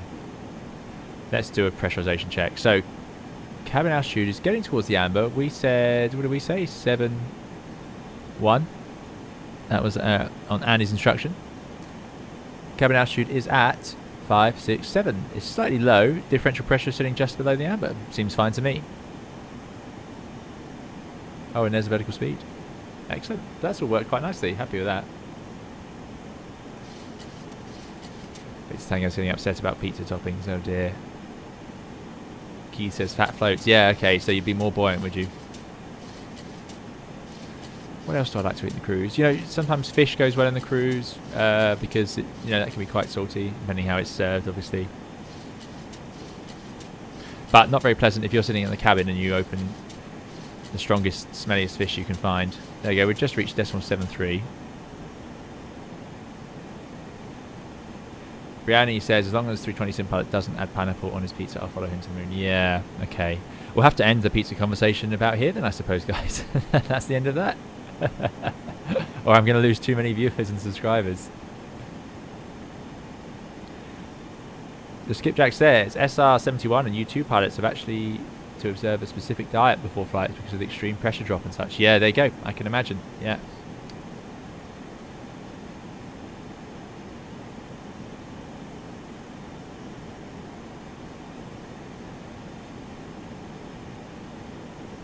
Oh dear, Eric is going to be in trouble for that suggestion. I'm not even going to read it out loud to avoid conflict.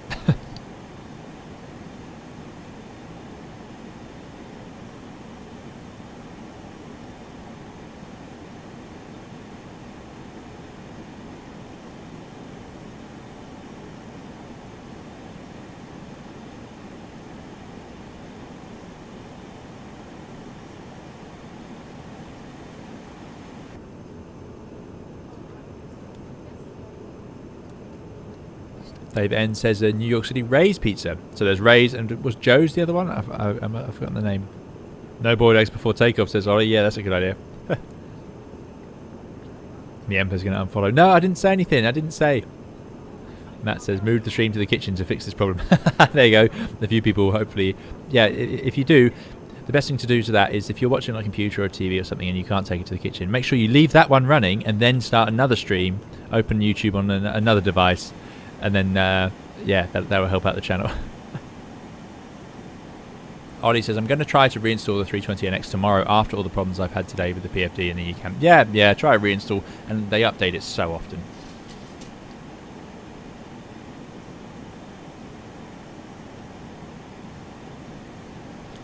Nat says, hey mate, how strict are airlines' licensing bodies when it comes to colour blindness? I have mild red-green blindness, so I think being a career pilot is a no-go for me.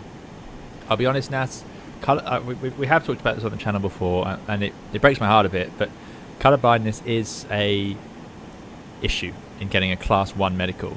That's not to say you can never fly, and different licensing authorities will have different rules. It also depends on exactly what sort of colour blindness you have. So it is potentially an issue, but the only way to know would be to speak to your licensing authority and find out You might find that yes, it's okay as long as you fly with another pilot who doesn't have the same issue, things like that. There's all sorts of different things. So the only way it would be your licensing authority in your country, and they'll tell you.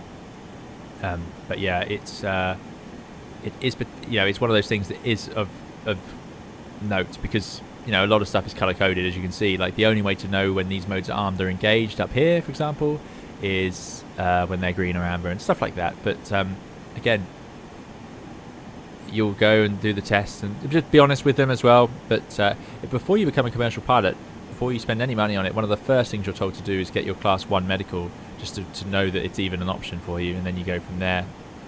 Matteo says, I'm keeping 7.3 with 1.8 EPR, must be lighter. I think I'm going too fast. Let's try 1.8. We actually got up to 7.6 there. Right, 19 miles to go. We should probably swap over. Should have done that a while back. Yikes.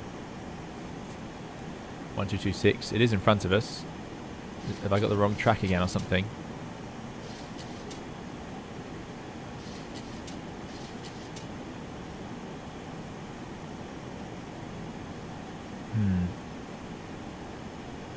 I must have done. What have I done wrong here then? Oh, it's just the range. Just trying to navigate that many miles away. Look how bad that is. Shows you why you need fancier systems these days. I think it will regain it actually, and we'll just cut in front here of these guys. But that just shows you. Look, we were doing all right back there, but it's just too far away now. We should have swapped over halfway. I was too busy chatting. Well, that is going to be a real intercept. There we go. Wing over now the other way. Anyway, and we're going to do that for just sort of 5 minutes before we have to turn to the next one. So, after 128, we're going to 1226. Then we're going to Bravo Alpha Romeo 1164.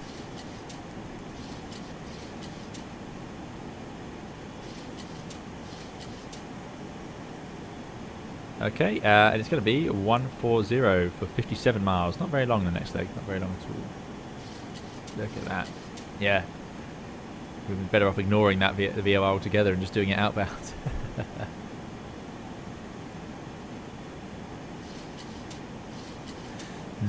These are quite big turns. I mean, we're doing 10, 25 degrees of bank. You wouldn't do that. The Airbus wouldn't do that at this altitude. That's yeah. There's a reason when you're on the ground you don't see contrails doing sharp turns like this, but it's turning like that gives you a really high angle of attack compared to the airflow up here, and the airplane isn't very comfortable. Our stall speed could be right beneath us. So, yeah, you don't want to be turning like this. That's entirely my fault. I mean, this is getting silly. Let's go heading select. Right, next leg then, 140 degrees. Bit of a right turn. 140. The VOR is just passing on our left-hand side now.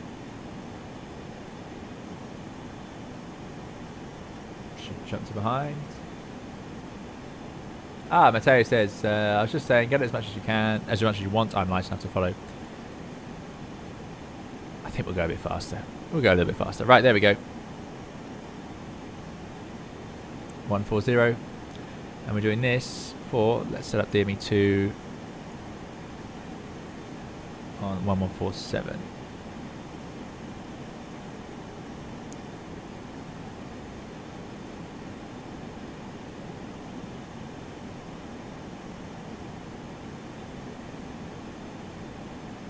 Have I got this right? Okay, so 1164.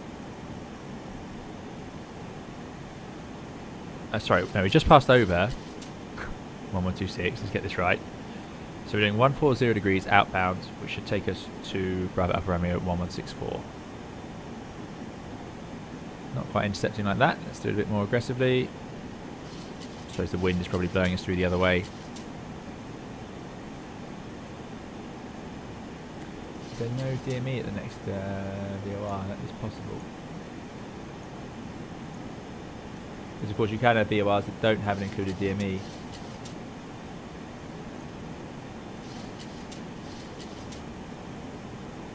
Anyway, there we go. VOR lock, please. Not like that. There we go. Round it comes.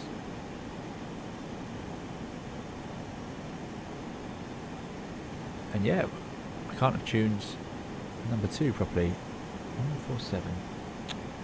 No, I haven't tuned it properly. What am I talking about? 1167. There we go.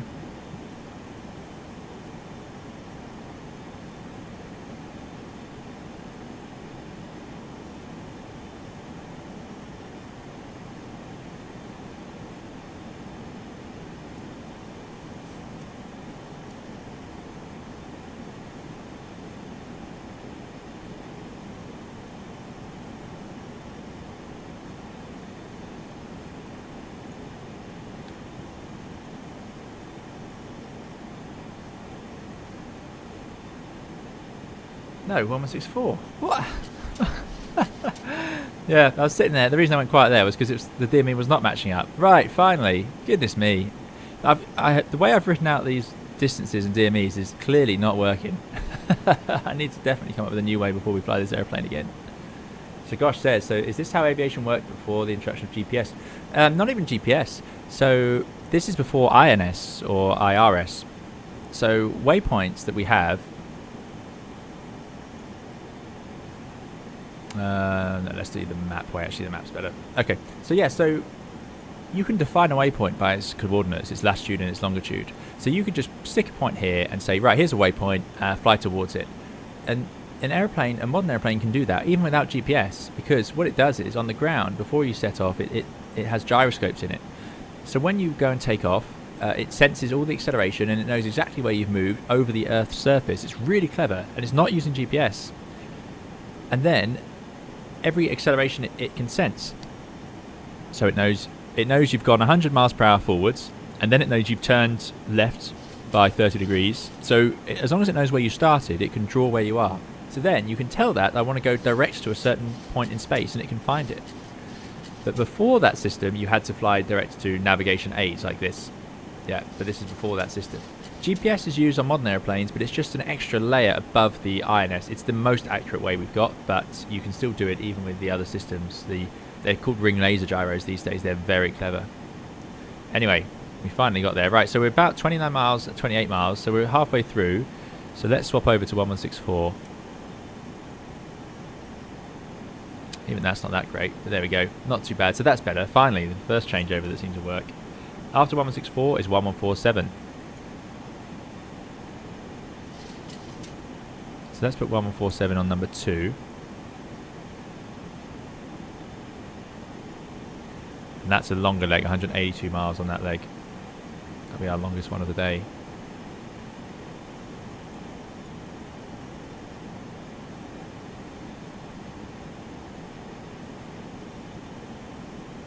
Skipjack says it's accelerations plus ADC data, isn't it?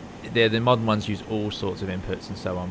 But the old ones were literally it was just a platform with gyroscopes in it that would spin up and level. It takes a while. They have to get really level, and it could account for where it is over the face of the Earth. And you know, people used to navigate across the Atlantic like that, and they'd get to the other side, and the airplane will pick up. So it has loads of inputs. Modern airplanes don't just use one system. So you've got the gyroscopes, or the ring laser gyroscopes. You've got the GPS.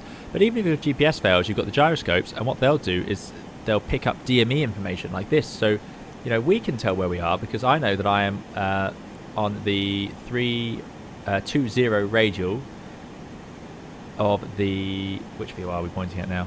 Let me get the name right. 164. So on the bar...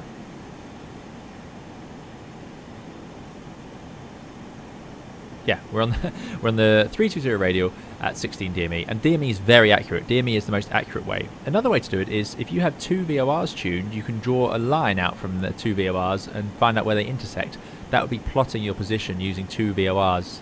But the easiest way is 1 VOR with a DME, and you know exactly where you are. So I can find myself on the map because I know I'm on a 320 radial at 14 miles. And if you go on here, here's that VOR, there's the 320 radial, and then I'm 14 miles out. So I'm there. I know I'm there. And it's great. You've also got to know you're going towards the VOR, not away from it, of course. But you could say, okay, I'm on the 320 radial of this VOR, and I'm on the, whatever that is, the 100 radial of this VOR. So you draw those 2 lines, and then you can give yourself a plot. That's the other way of doing it, but the best way is DME. In fact, the most accurate way, and what aircraft will really use, is 2 DMEs. So they'll say, I know I'm 14 miles away from this, or I'm 10 miles away from this VOR, and I'm 48 miles away from this VOR. So it draws the ring, and it draws another ring, and then it knows where they intersect, and it can figure out where it is. There's 2 intersection points, of course, but it's, yeah, the 2 DME is the cleverest way of doing it.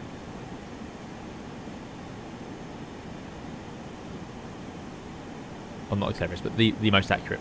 Right, from here we're going on to 119. Heading select. I don't know if this is how you do it in the 737, but this is what I've ended up doing. Anyway, so over bar, then we'll go on to 119. 182 miles. And we can't pick up the VOR we're going to. We're too far away. Kilo Romeo Kilo Corfu, I believe.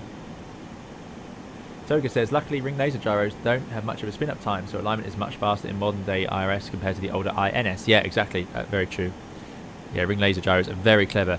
Ring laser gyros work by, instead of having spinning gyroscopes, which is what these sort of gauges would be based off of, instead of having that, they have light that's shone around mirrors, basically, and as that plate turns, that contains this light and mirrors, it can sense the delay in the laser, because you're sending a laser round. And it can, obviously the laser takes a bit longer or less time depending on how you turn that gyroscope. It's incredibly clever. I mean, mind-blowing stuff. Next fly along. Oh, don't know what happened there. Next fly along bush trip. I'm not sure yet, Ollie. No, I'm not sure. But I'll get working on one. Doing .77. Let's get the thrust back a tiny bit. So. Still can't pick up the next VOR, so we'll just fly outbound for a bit. Very close in, so gentle intercepting. And let's go to VOR lock.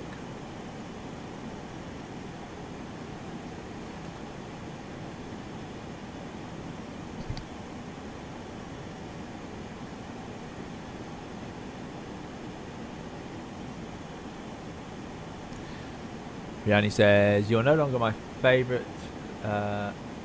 Lauren and her pickles and orange on burgers in my new home favourite. Riani's well into food now. Mateo says, I do exactly the same. Heading 10 miles before VOR, change course, turn heading, and insert the VOR outbound. Excellent, good to know. Thanks, Mateo. Pete says, if I recall, the old INS systems could take up to 30 minutes. Yeah, I can believe it. So what they do is they're a little platform and they spin and spin and spin and spin. There we go, VOR's just come to life, 170 miles away, and then our needle goes. And you can see those needles line up, so we know that we're in the right place. Oh, I don't like seeing spinning wheels.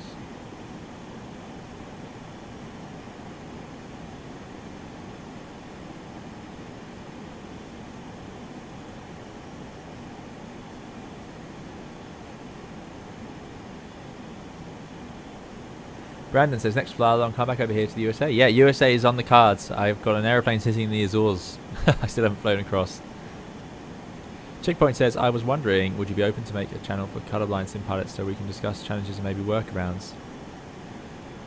Goodness me, if I knew anything about the topic, that would be a good idea.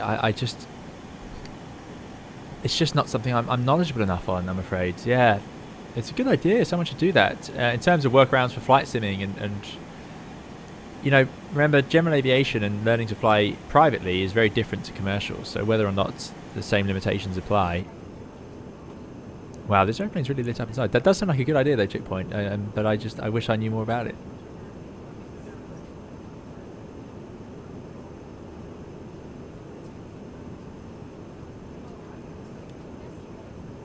And that said, a lot of games have introduced colorblind filters, just not flight sims yet. There you go. Yeah, the colorblind filters are a great idea, definitely.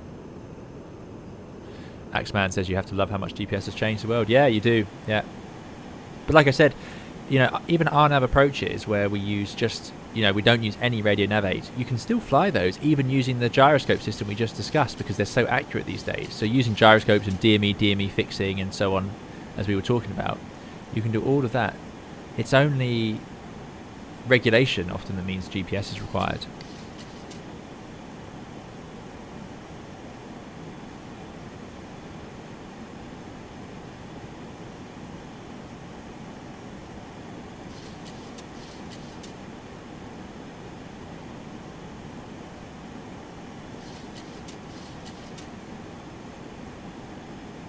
Bit of a fuel check then.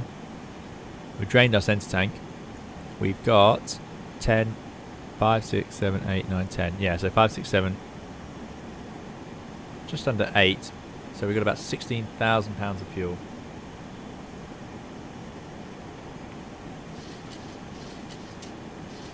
It's 2.2 pounds per kilogram. So you basically, quick math is to just halve it, obviously. So it's going to be about 8 tons of fuel. But it's 2.2, so a bit less. So 7.3. So we got about, I don't know, and I've rounded it down again a little bit. So we've got about 7 tons of fuel left as we head towards. Let's get this right. I should cross off the ones we've done. That would help, wouldn't it? We've done we've done bar. You're now going to kilo, Romeo kilo. So basically, we're heading out over the water now. We've done our Italy part of the flight.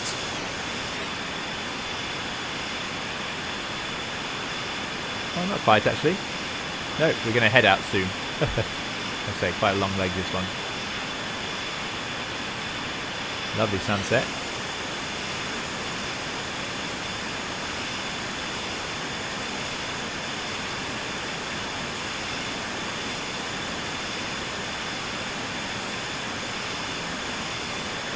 So when we reach Kilo Romeo Kilo, here's our fuel. Estimated fuel on board. The Kilo Romeo Kilo was 5.1. I took a ton extra, so I want 6.1. At bar 5.9, so I should have had, so that's about 6, so I should have had 7 tons. And we know we got about 7 tons. So fuel's all working out. That's pretty good. Nice to know. What's the fuel flow in this thing up here? It's not bad, is it? It's about a ton. Yeah, it's only about a ton an hour. Which is not bad. I mean, it's not much more than the 320. I suppose the reason is it's not a very big aeroplane. That's why it's not very efficient. Because we don't really have many passengers. The 320 can hold more. Brianni, thank you very much for your €5 donation. Really appreciate it, Brianni. Thank you. Brianni says, what am I saying? You'll always be my favourite. Except when you butcher your exams. Didn't like your answer about body weight. Seeing in Innsbruck. Oh dear, Brianni. Oh dear. Thank you very much for your €5 donation. Really appreciate it. We don't talk about Innsbruck on this channel. But yeah, of course, I'm really sorry. But I've never been asked that in any scuba diving test I've ever done. That's my excuse. You just take the weight you need. Sit right at the back here. But thank you very much for your donation. Really appreciate it, Brianni, and thanks for being a part of the channel.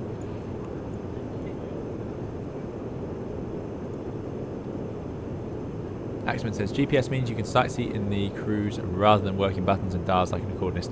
Yep, yep. And again, it's more like I say, the INS system that's allowing that. Because the GPS can fail, and I've had it. There's no guaranteed GPS coverage anywhere in the world. 120 max passengers on this plane, says Lauren B. That sounds about right. I know there were a couple of different fits, but yeah, that's not many really. When you think 120 in this and 180 in a sort of normal 320,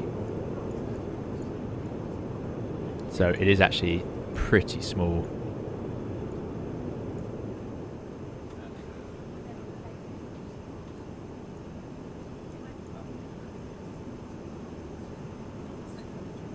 Tiny, tiny overhead bins.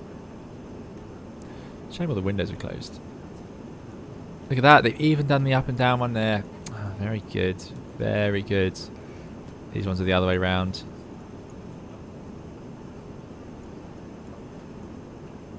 I like this. This is very old school, these panels here. I like that. Oh, this is a fancy 7.3. You get a divider here.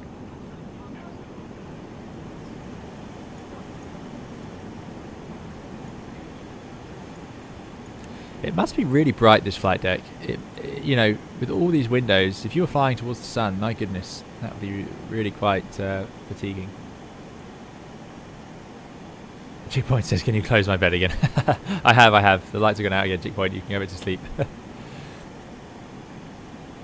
Kai says, officially 100% gave up on the Asobo 787. Yeah, I've tried a few different things in the 7.8 and 7.4, but realistically, I can't get much out of them. Mateo says, are you planning them at 1 Alpha and RS Zulu 21 left? I need some time to brief. Let me have a look. Trust me, I need as much time as you, and I probably should be doing it already. What we might do is have a very short break soon. Arrival.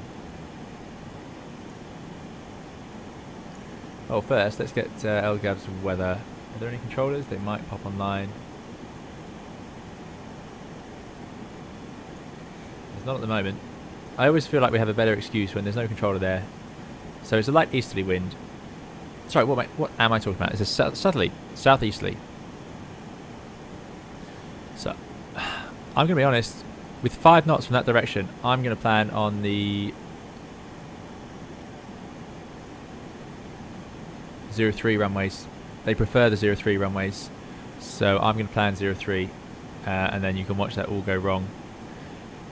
The top windows in the flight deck, Brandon, are for Celeste. Let me get the name right. When you're using the stars to navigate, basically.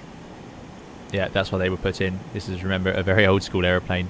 It's really left over from the 707. I don't know how many Boeing pilots in the 737 used it. Oh, look at that. There's some amazing detail in these add-ons. Look at that, all the smudges. That is amazing. X-Plane is looking really good today. Very happy with that.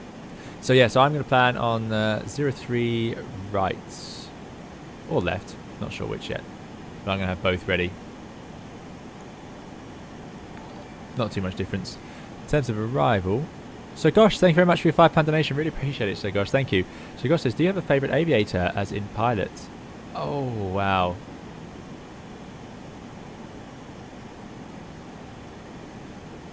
That is a really good question.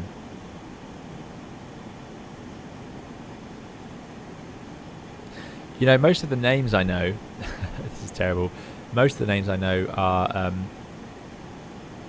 astronauts.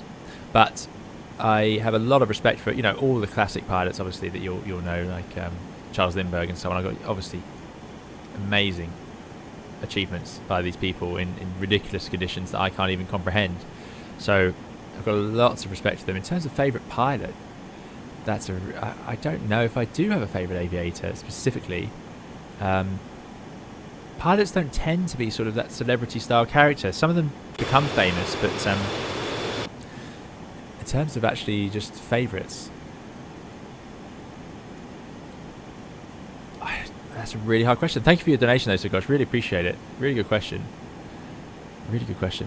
I'm a big Mike Collins fan. Really big Mike Collins fan. There's a 5 Amelia Earhart, there you go.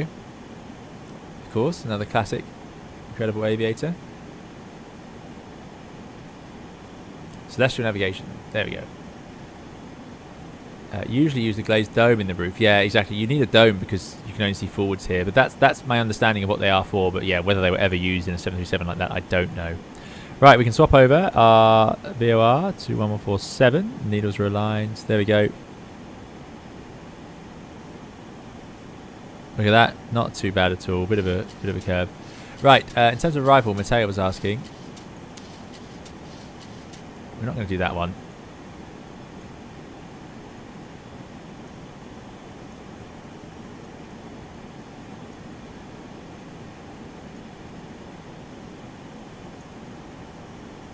This one. MS2 Charlie. Let me just check. There's no others.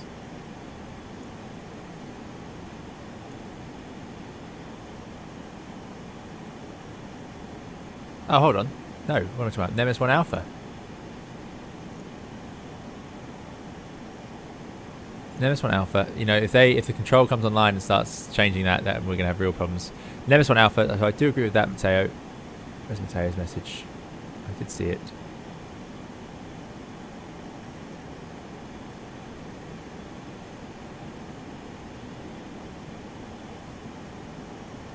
Brianni says, where did you do open water? Which country, if I never taught you about weights?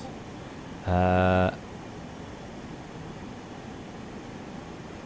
did it in... I might keep that private. I'll message you, though, about that, Brianni. I might not say it on the stream. Anyway, 1 Alpha.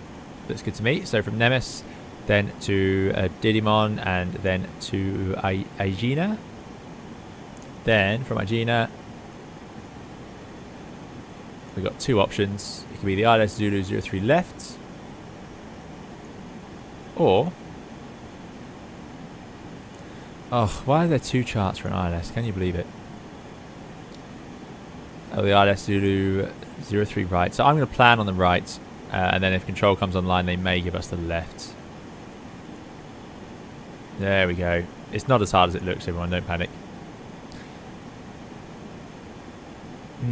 That's not doing a very good job of that VOR lock, is it? Heading select, please. Around you go.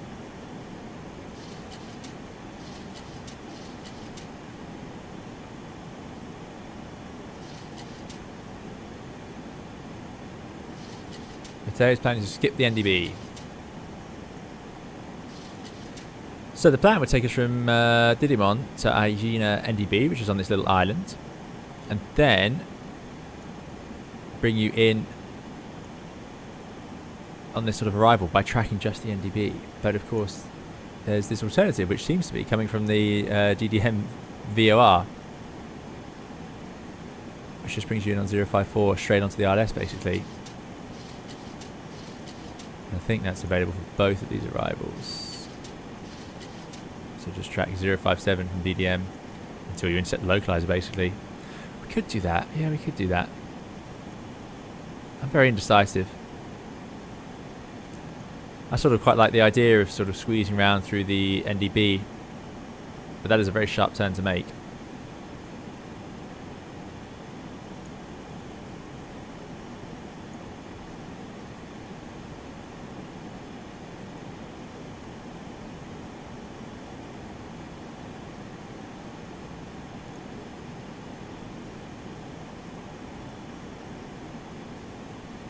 So Matteo is going to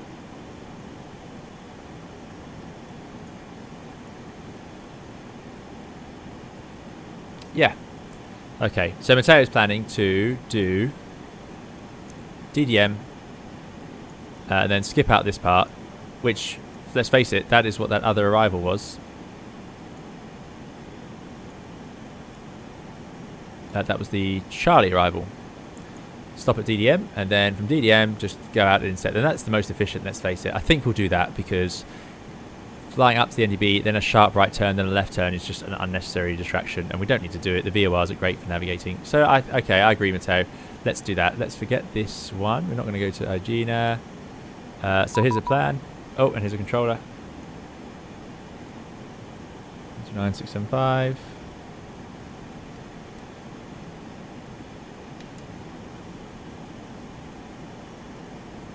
Control, Olympic 262, flight level 330 towards Kilo Romeo Kilo.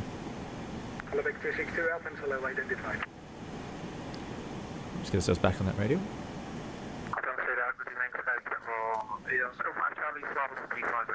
So there we go, so we're going to go to Nemes, and then after Nemes to DDM, which is 1172. Then we just simply, it's really easy actually, track outbound on the 054 until we can intercept the ILS. Great news. Right. The tricky part now is going to be judging descents, but we aren't quite at that stage yet, obviously.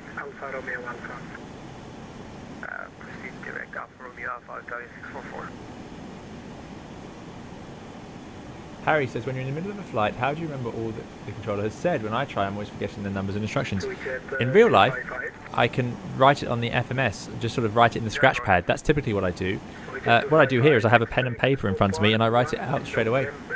Eric, thank you very much, Eric, for a very generous 200 NOK donation. Really appreciate it. Thanks for supporting the channel, as always, Eric. Eric's very generous with the channel. Thank you. Eric says, all that food talk has made me hungry. We're going to eat some short rib steak now, and maybe Bernays pizza. Good luck on navigating the Rust bucket. Thank you so much, Eric. Really appreciate it. Thanks for coming along, and thank you for your donation. Really kind of you. Thanks for supporting the channel. Really appreciate it. Evening, Isaac. Thanks for coming. Dave says, are NDB still a thing? A friend doing hello NDB approaches into Stansted found inaccuracy up to 25 degrees. Yeah, they are still a thing. They are pretty inaccurate, but you can still find them. Aegina NDB is still there, I believe.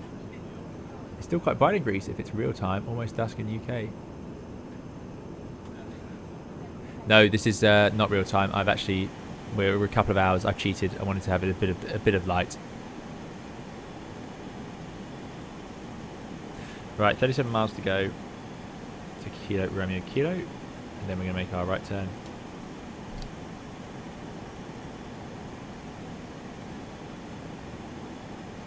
Thank you again, Eric, for your donation. Really appreciate it. Thank you. Enjoy your dinner.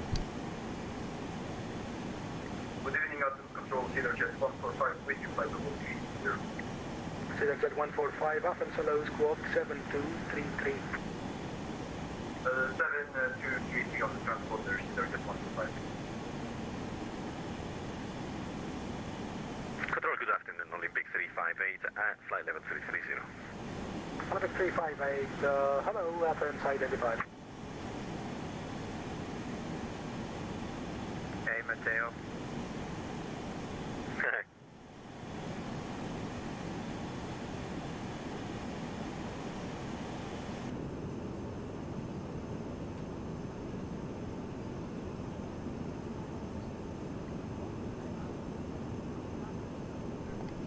Attila Control, Olympic 903, request descent. Olympic 903, thank you. Sven says, same here. I'm also not fast enough to write it down. All you need to write down is I just write down the number. So, and I have a format. So frequencies I'll write out fully, so 127.45. Then the altitude I'll write 7,000, and I'll put a line underneath it if it's an altitude normally.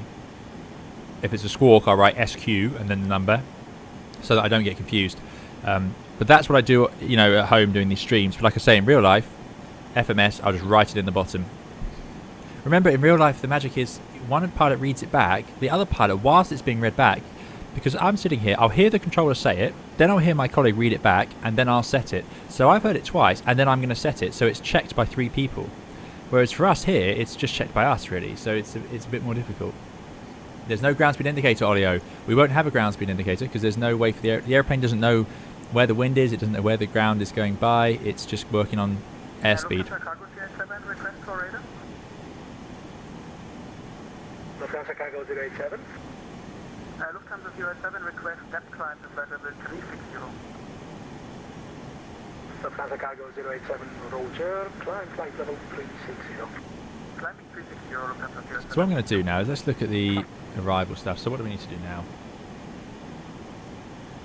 Synerjet 145 identified, proceed. So, the 7 on top of descent. Well, we know that. We need 99, we need about 110 miles to descend in this airplane. 110 miles.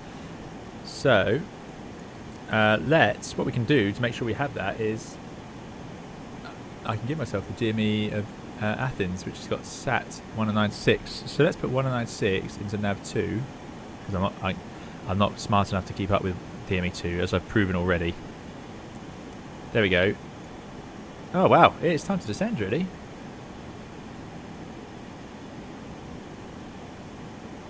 If that counts down. Oh, it is. Yeah. Let's just have a look. Let's just make sure I'm not getting this completely wrong. It's amazing how much situational awareness you lose like this. Well, actually, what I can also do is look at my legs. So from Kilo Romeo Kilo, it's 100 miles to Alpha Romeo Alpha, and then it's 60 miles. No, this can't be right. That must be a different. That must be different. Oh, I suppose we're basically Alpha Romeo Alpha, so that's 60. Hold on, 60. That's about 120. It's an MS. Yeah. Okay. No, that's right. Well, let's focus on this next turn, and then we need to get our descent in. I've done this before in this airplane. So we're going to Kilo Romeo. No, we're going to Kilo Romeo Kilo still. Right, yeah. No, we are further away. Yeah, there it is. Right, so next is 137. Let's do heading select. Yeah, and I should get rid of that map, because you wouldn't have that map. You wouldn't have that luxury. Right, so heading bug aligned. This is why in these old Boeings you need it aligned. Heading bug. We're about to arrive at 1147 Kilo Romeo Kilo, which is why it's so important you identify them so you know which one you're looking at. Then we're going to go on to 137. So there's 137. We're going to do that for 100 miles. So we've got 160. Got 160 miles to go to Nemes.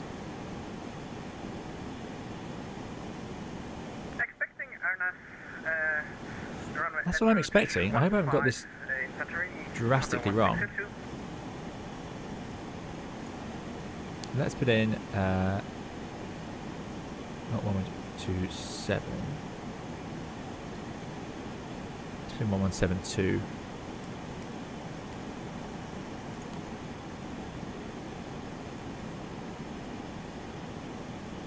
Right, we're going away, so let's turn and intercept.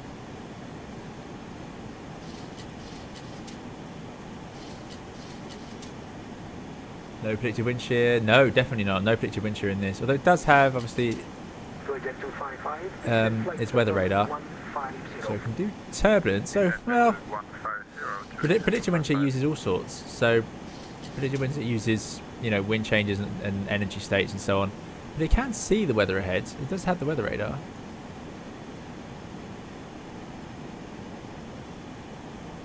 Okay, so how do you get those other aircraft on the map? I don't know. That's just how my X-plane's always been set up, really. Yeah, see, look, that's the time I spent chatting. We went straight through it. But now we're already intercepting it again. It's really hard to keep up with which VOR you're flying to, I must admit. So we're going away from 1147. So let's cross that one out. We've done Kilo Romeo Kilo. We're going to Alpha Romeo Alpha, which is 100 miles away on the 137. So there's VOR lock. Oh, here's the panel lights. There we go. Hello, Alitalia 412, Athens identified.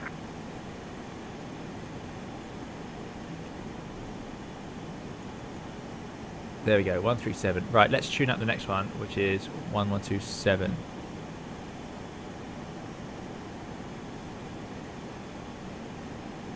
I'm going to cheat.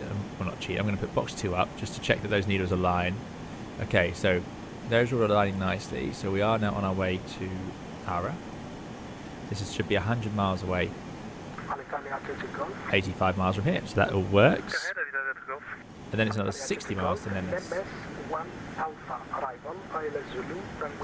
Thank you again, Eric, for your donation. Really appreciate it. Thanks while it's still up on the screen. Runway 21 left. Oh.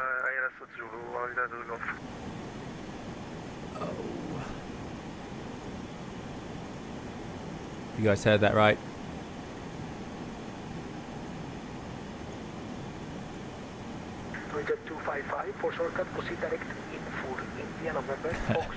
It's the 2-1 left, ILS.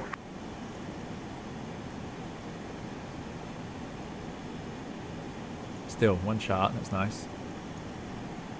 Second, please, for Twitter 255. Twitter 255, proceed direct in for India November, Fox Uniform Romeo. Direct in for Twitter 255. Well, I'm not sure how that matches up. I missed the chart.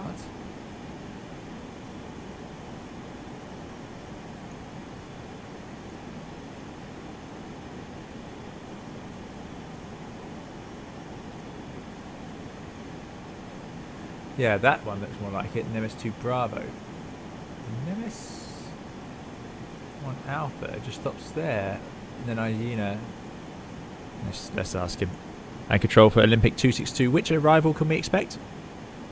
Olympic 262, Nemes 1 Alpha, ILS Zulu 21 left. And Nemes 1 Alpha, ILS Zulu 21 left. Okay, Olympic 262. Oh, well, that's what he says. The 1 Alpha. Olympic 262, able proceed direct Nemes. Unable, Olympic 262. Roger. Let Right. me know, Italia 644, we're set up for Nemes 1 Alpha 21 right ILS. You need us to change to 21 left ILS? Italia 644, affirm, runway use Athens, 21 left. Oh, then 2-1 left is fine.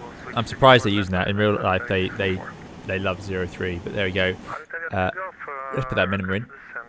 200 rad out. We've got a lot more mileage to go now than we thought. Where does this come from? Oh, there you go. EGN NDB. There we go. I found it. So we go EGN, then we're going to EGN to Athens, Athens to Spa, and then we're going to do procedural out and inbound. Oh my goodness, including a DME arc. It's just, oh, fantastic. I told you guys this would happen. It's gone pear-shaped because, as you can see, that is the shape of a pear on our arc. No, we're getting there. Right, let's focus up on the navving. So we're going to our 112.7.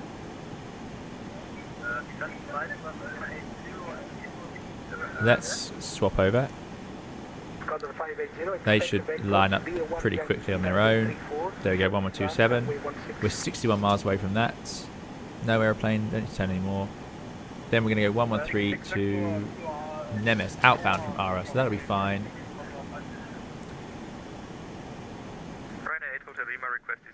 From Nemes to DDM 1172. So let's have that ready.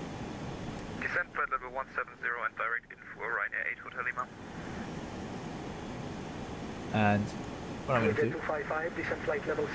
let's go for a very quick Descent level 70. break. See if I can get a word in. Olympic 262, can we step out of the flight deck for 5 minutes, please? Oh, it's going to be too busy now, isn't it? I should have done this earlier. I tell you, since I have no idea how you managed to do this and chat at the same time, I'm using all my neurons just to navigate, and I'm starting to smell burnt. Yeah, no, it is hard work, this airplane. There's no doubt about it. It is very much a two-crew airplane. Well, they all are. But Olympic 262, can I step out the flight deck for 5 minutes, please?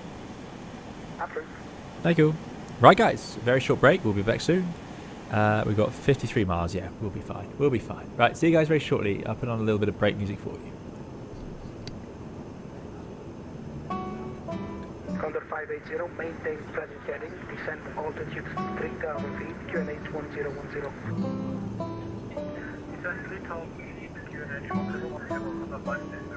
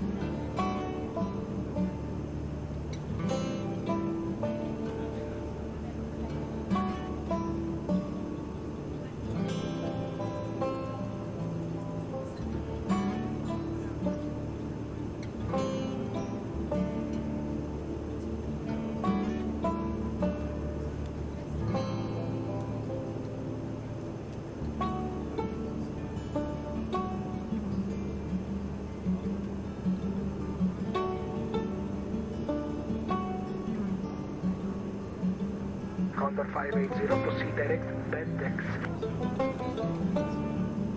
Proceed direct, bed decks, Condor 580.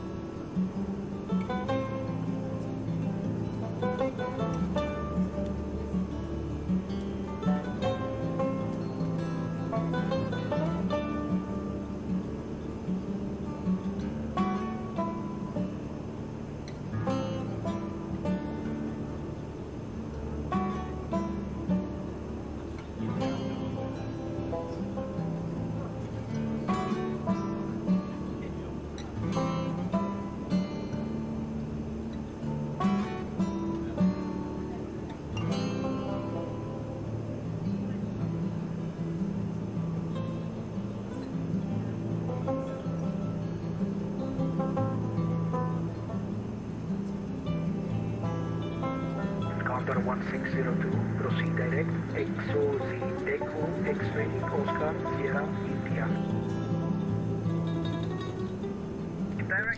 Hello, hello everyone, we are back. I hope you are all doing well. Thank you for sticking with us. You can see it's gotten dark.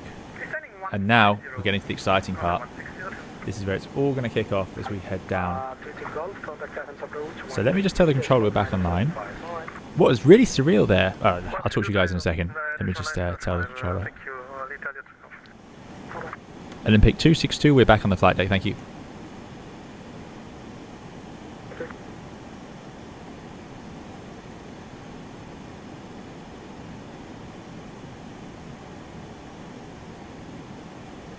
Yeah, so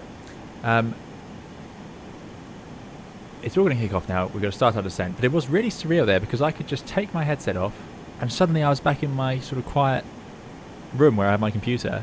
Really funny sort of feeling, because in aviation there is half the stress comes from the headset. Like if you take the headset off and you're just flying an airplane, then everything gets so much easier, but obviously you can't do that. But it's just one of those weird things where it's just that.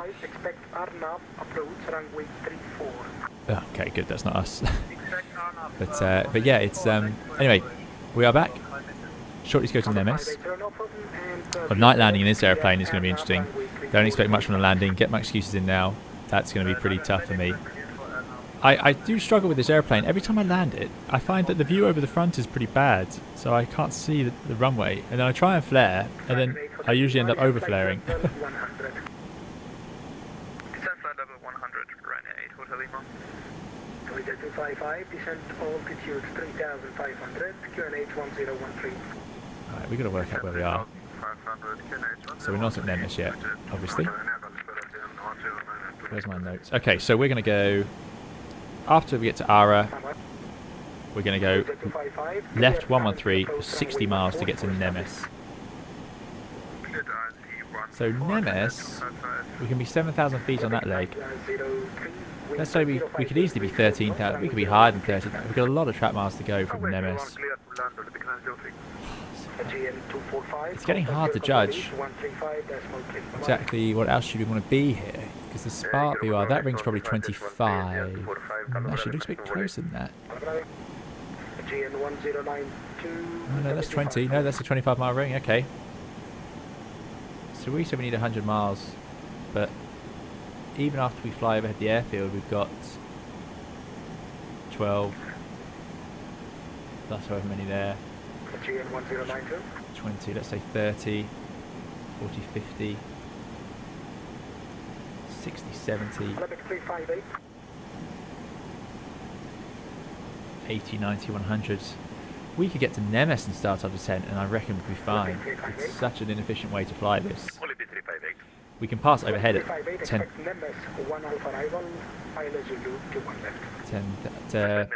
10,000 feet overhead the airport, and we'd be alright flying a procedure like that. I mean, it's not ideal. Usually 7,000 feet over the airfield is normal, what you'd like to aim for. But anyway, so there's a plan.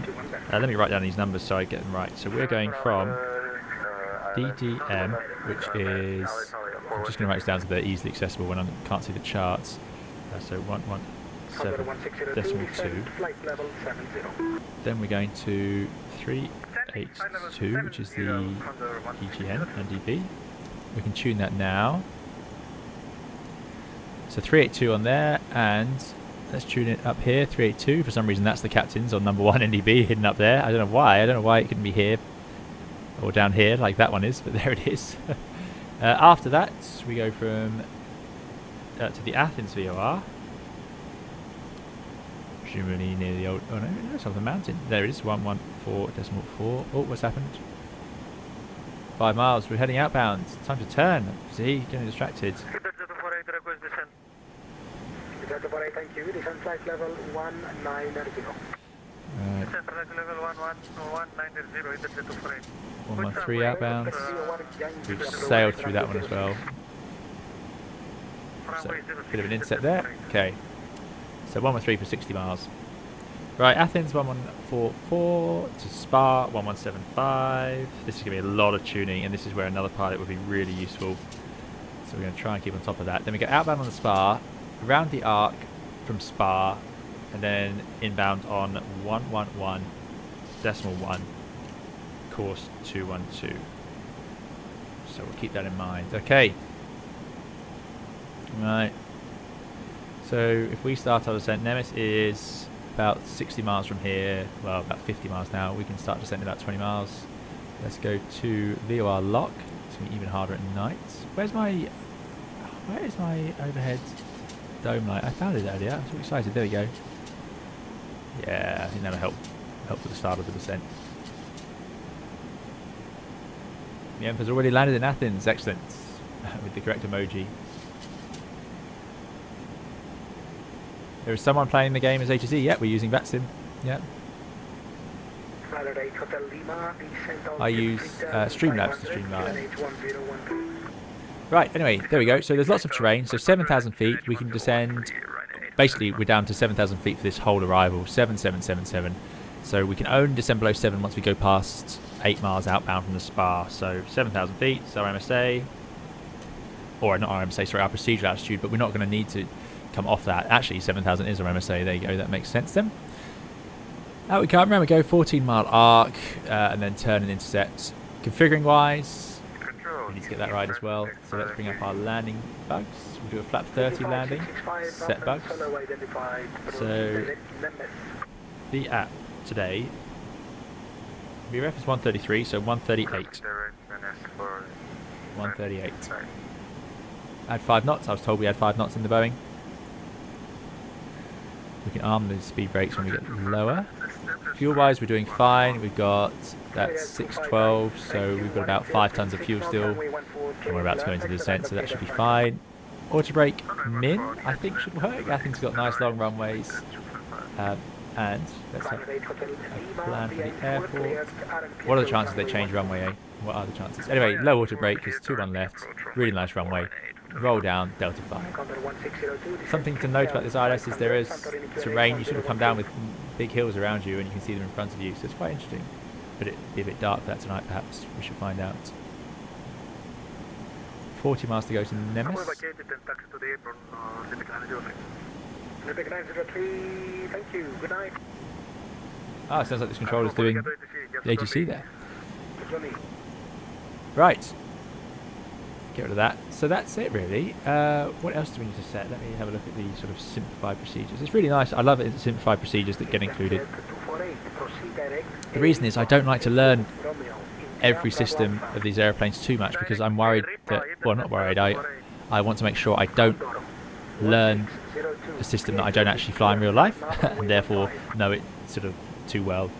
I want to make sure that the Airbus is at the front of my mind. So it's nice when you get simplified procedures that just let you fly through the airplane. I really like them when they include those. So we've done our top of descent. What else do we need to set up? Oh, there's nothing in there. There was a checklist, wasn't there? That was better. Right. Olympic 262, descent flight level 170. Descent flight 170, Olympic 262. Yeah, so 30 miles from Nemes. That sounds like a really good place to descend.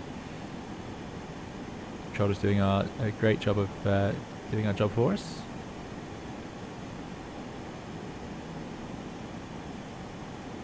Cool, no, too much. 170. And what we're going to do is set the altitude, set the speed to the current. So we've got to remember to do this first, which I didn't do earlier, remember? So we're going to descend at 7.3, which seems okay. And then I go to IS. You see outhold has gone amber, so that's armed, which makes sense. It's keeping us slightly level. Let's bring that thrust back. Now, last time I did this, I did a really gentle descent for so long that I got really high, so let's not do that. Seatbelt signs should go on. I am going to do that now because I just don't want to give myself anything else to do later. So let's put those on. Anti-ice closed open. Let's just remind ourselves in case we need it. Where is the anti-ice in this machine? There it is. But it's not required. Landing lights can come on. Red altimeter set. Flight instruments set. Hydraulics panel. Pressure and cooling doors. Okay. Hydraulics panel is over here. Looking reasonable. Hydraulic brake pressure's a bit low, but reasonable. And we've got quantity, so that's all fine. Set our auto brake. Set our minima. And there we go. We're not even doing 1,000 feet per minute, so let's bring that thrust back.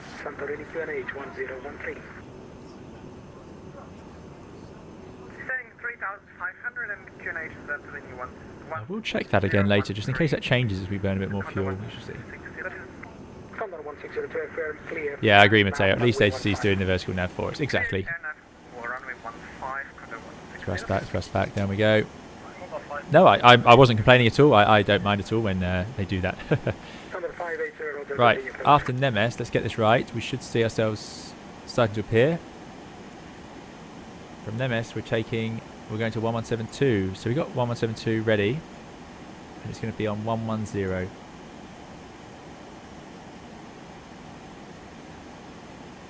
Where's everyone else? There's Matteo.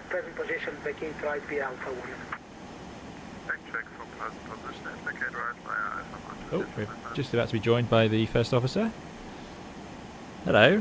Athens radar Q, evening, with You right? 445. How's things? Level 230 on the... She's not saying much because she knows she's got our attention. 445, Athens radar identified. Let's just get the thrust back. Still only 12 feet per minute. Thrust right back. Down we go. Get rid of that.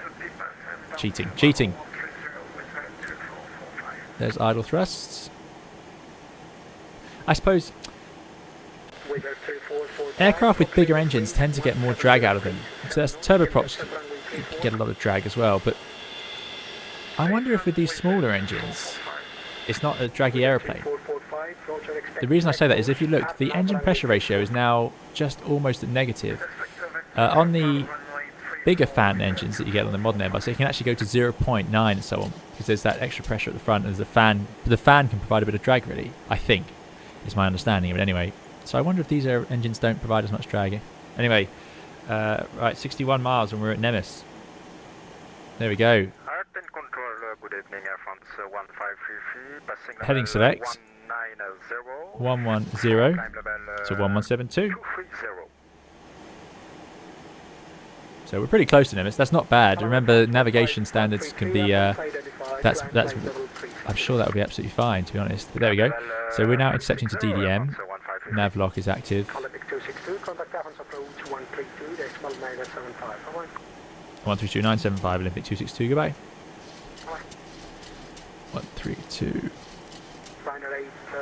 975. Let's see if we can do this. So with 31 miles to go, we'll just keep the descent. I'm going to do a really gradual descent to make my life easier.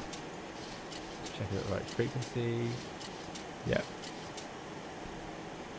Oh, and let's get the ATIS because they've now got an ATIS, I imagine.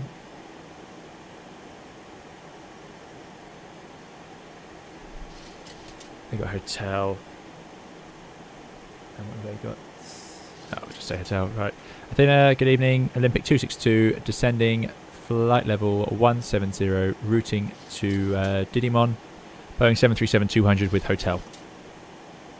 Olympic 262, good afternoon. Identified, then left heading 080, descent flight level 130, expect vectoring LS Zulu to one left.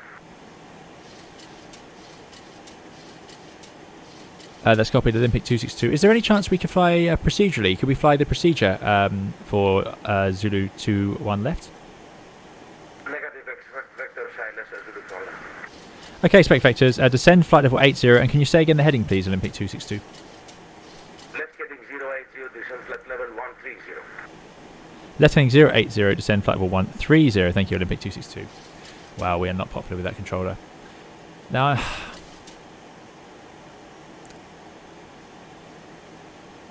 seems a bit of a shame, but we could just do the VOR tracking, but I suppose there's nothing wrong with being radar vectored.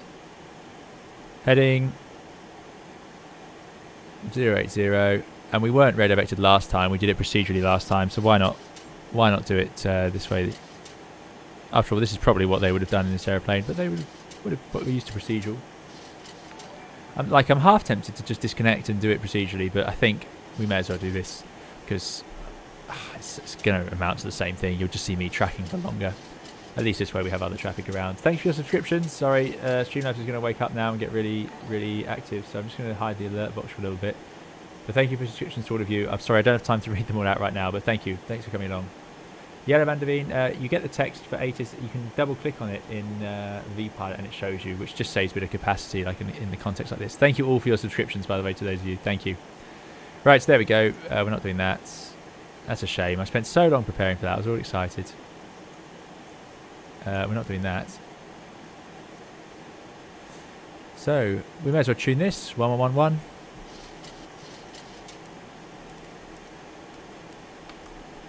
That's the thing with that sim, it's hard to know what you're going to actually get. 1111, course is 212. May as well tune that as well. Because they definitely weren't online when we set off. So what would be useful then? So what can we do? We're being radar vectored. We want to know where we are, assuming we didn't have a fancy pants screen like this. So let's bring up the SPA 1175 VOR.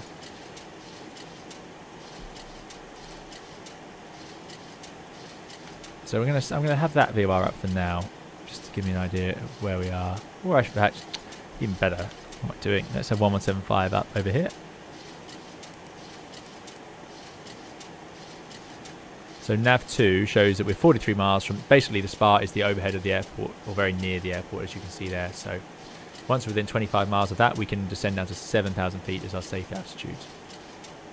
Also, it helps me judge altitude. So we're 42 miles from the airport, 20, so that's 42 miles plus another 20 miles on the other side, so about 60 miles. So we're about on profile. We're doing all right. Don't want to go any slower though. Might increase that speed a bit. Approach good afternoon, Olympic 358, descending through flight level 282 for flight level 170. Olympic 358, good afternoon, identified, then left heading 090, descent flight level 150, expect factoring out. Yeah, I agree, Matteo. Yeah, I wanted to fly the whole procedure. But here we are. Ollie is descending through 130. Excellent. Yeah, E-Boss. Thanks for coming, E-Boss. If I didn't say hi already. And yeah, subscription wave is there. Olympic 358, descent flight level 150. Lauren V says, isn't this the way it goes though? You plan for the procedure and then it's busy. ATC has to vector for separation. Yeah, this is what they... In real life, in a busy airport, you'd be vectored. But back when these 737-200s were flying around, I suspect it wasn't that uncommon to fly the procedure.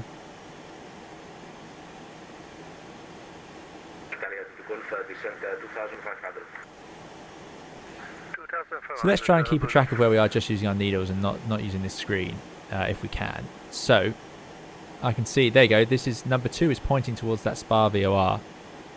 So it's over there and it's 34 miles away.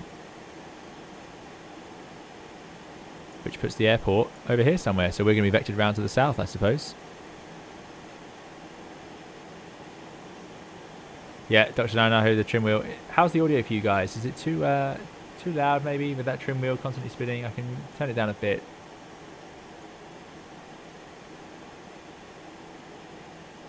Birdman says, I think the controller is watching the stream and negating everything you do. But that, I'm pretty convinced that happens most streams. But yeah, good point, Birdman. That could be the case today. Olympic 262, left heading 060, descend 7,000 feet, units 1011. Left heading 060, descend 7,000 feet, QNH 1011, Olympic 262. Now this controller is talking very fast, so yeah, it can be tricky. I'm struggling. Let's put 060.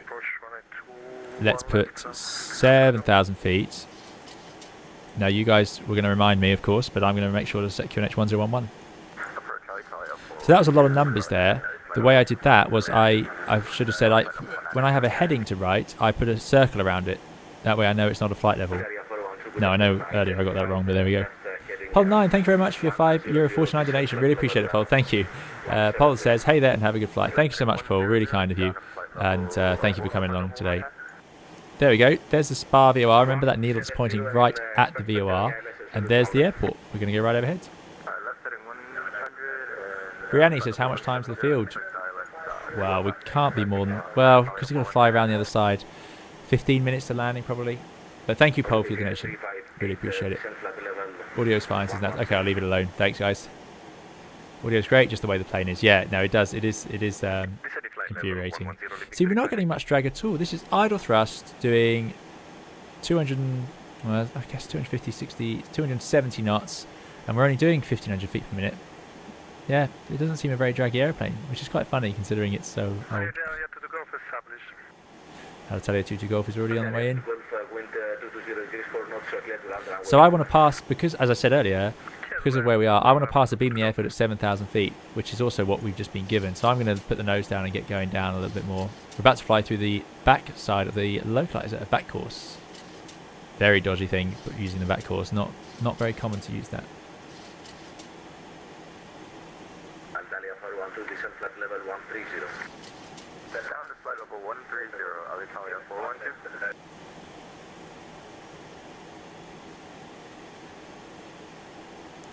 Dave N says, are there any safety issues associated with heavy sim use and unconscious entrainment and so on? So,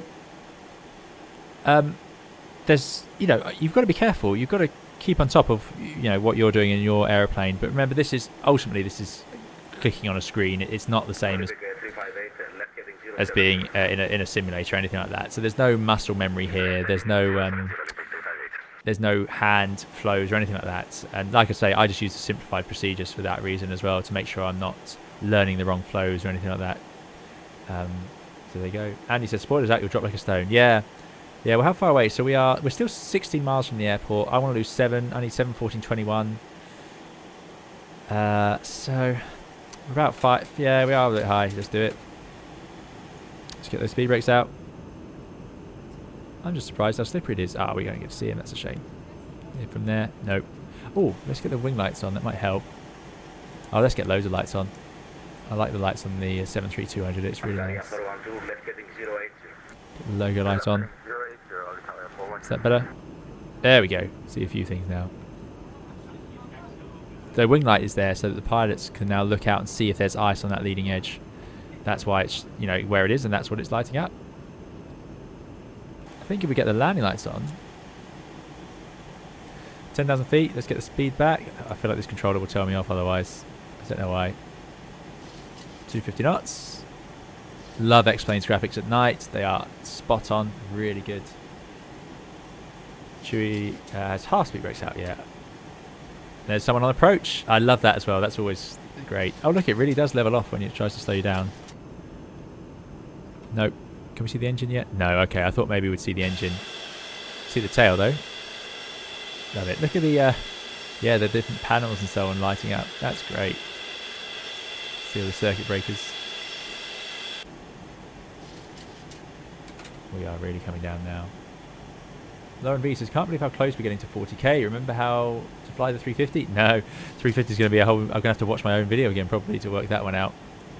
Right, we're getting close to level off. 250 knots, 7,000 feet downwind is absolutely fine, as long as it doesn't vector us too tight.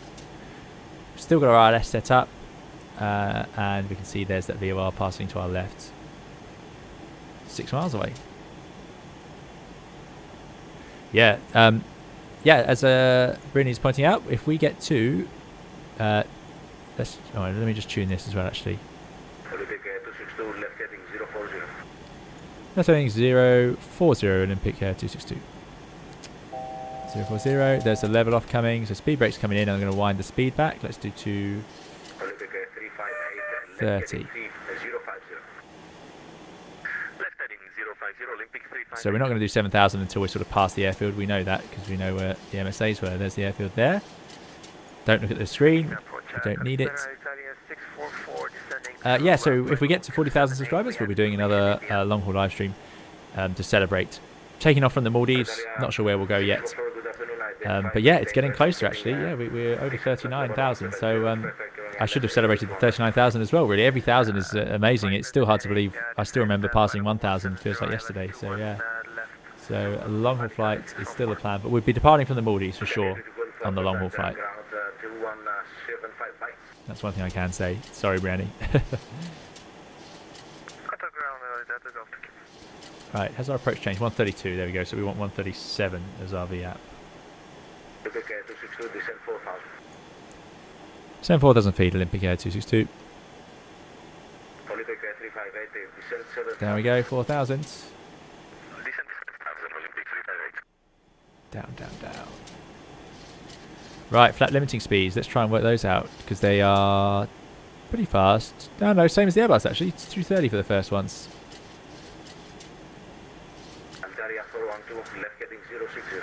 He's not messing around. Right, anything else to tune? So there's the RS. 111.1, 212. That's all planned. That's all in. 212 on both sides. That's what I want to do. And let's have the RS ready on this side. 111. That way it just gets rid of that warning up there.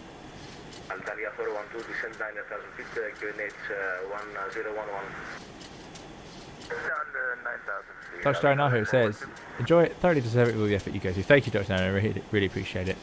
Hayden J. Robin says, the long haul flight I have done most is Heathrow to Seattle, in case you're after future long haul ideas. Yeah, we need, like I say, America is just, it's been very absent from this channel, so we have to go there. Yeah, definitely. Canada's been requested a lot as well. But we're going to start from the Maldives, so I'm thinking we're going down to Australia, because there's loads of great stuff in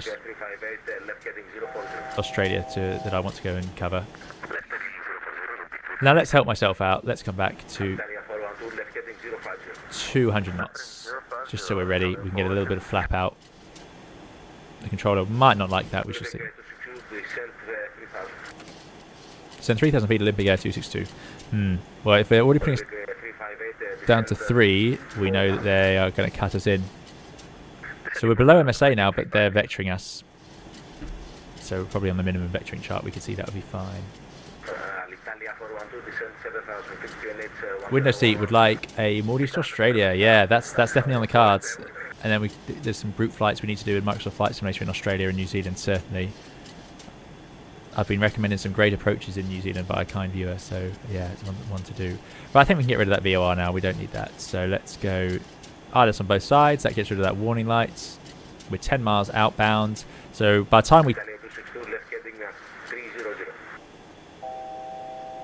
He said Italia. Let's just check. Left heading 300 Olympic Air 262. I've been going with Olympic this whole time. There we go. 300. Now we've got to watch the speed ourselves because we're going to level off in a second at 3,000. Let's get the thrust up. Control that rate of descent at the end here. Let's get the first stage of flap outs. Flaps to 1. That will give us some of those sort of slats. Let's go to 2 as well. Next speed limit 225, so we could easily go to flat 5. I'm going to have to move the cat in a second because she's going to stop my ability to use the pedals.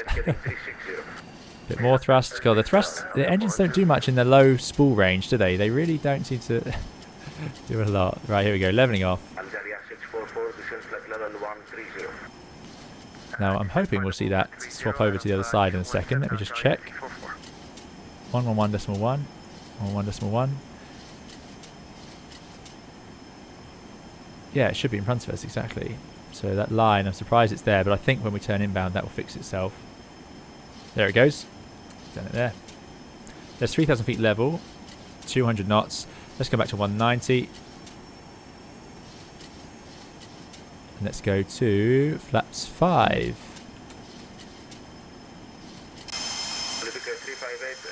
There's the airport. These airplanes look like a UFO on approach. They've got all these lights on them all along the wing.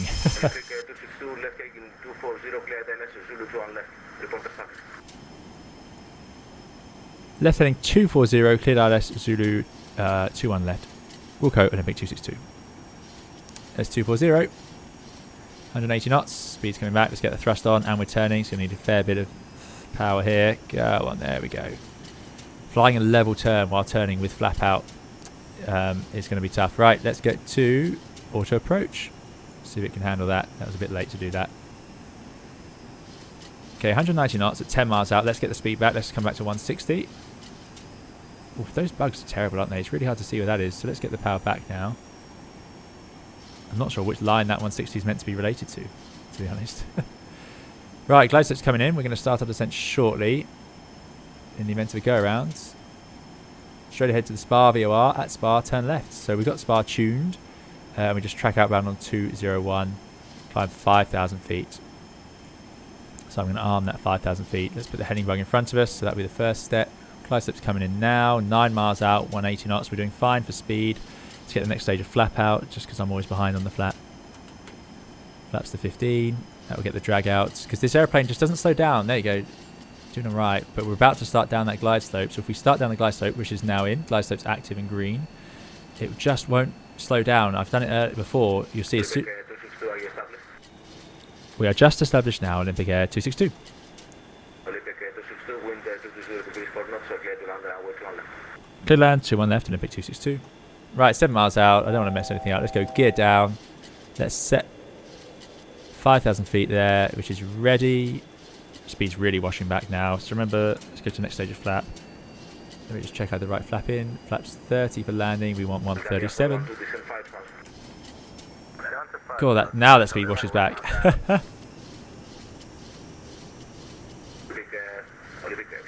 One more flap. Thrust is on. Sorry, cat. I need to move you. I really need to move you. I'm so sorry. I need the pedals. I'm sorry.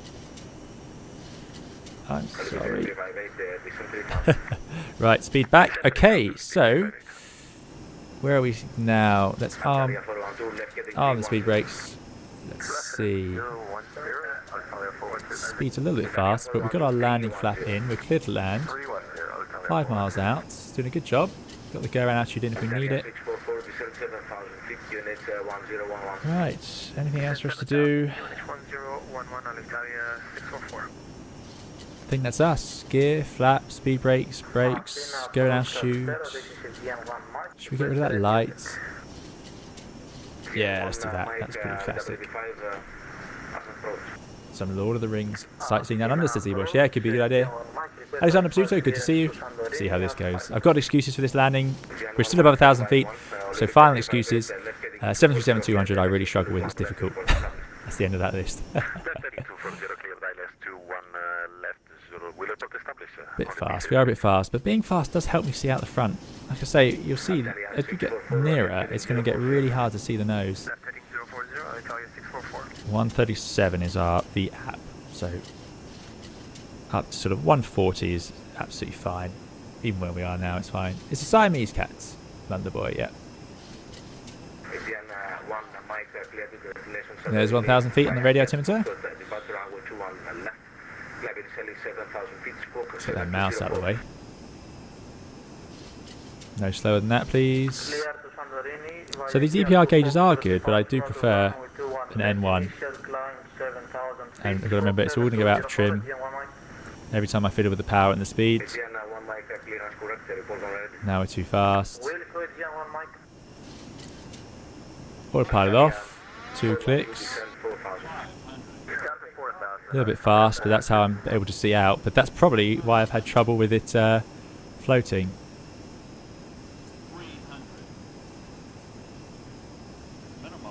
Yeah. We are visual, sinking too much there, so let's get ourselves back onto profile.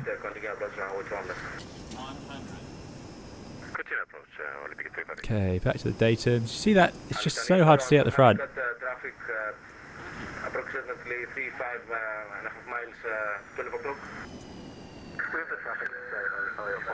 Oof. Yeah, that's that float. So, spoilers, reversers, and we are decelerating, and let's just find our way over. Yeah, that was the same thing. Too much flare, and then we float along a bit. Right, let's get the speed back. That low auto brake doesn't do a whole lot, so I'm going to take over. Oh, not like that. There we go. Reverses to idle, and we'll stow those. And here we are. Welcome to Athens. Let's go find some of our colleagues. No ground speed indicator, so just going to judge the turning off ourselves. Thanks, Klaus, for the 89 krona Danish krona donation. Really appreciate it, Klaus. Thanks for that. And the pair's made its appearance. Thank you. And over we go. I wonder if we'll get sent to a ground. What was that? 377. Yeah, well, the oh, just going there.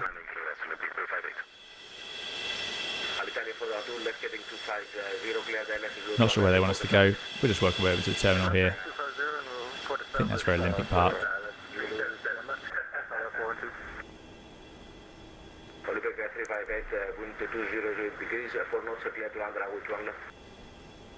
Where do they want us to go? Let's get rid of some of these big lights. Not sure what the controller wants us to do from here. This Streamlabs repeating itself again.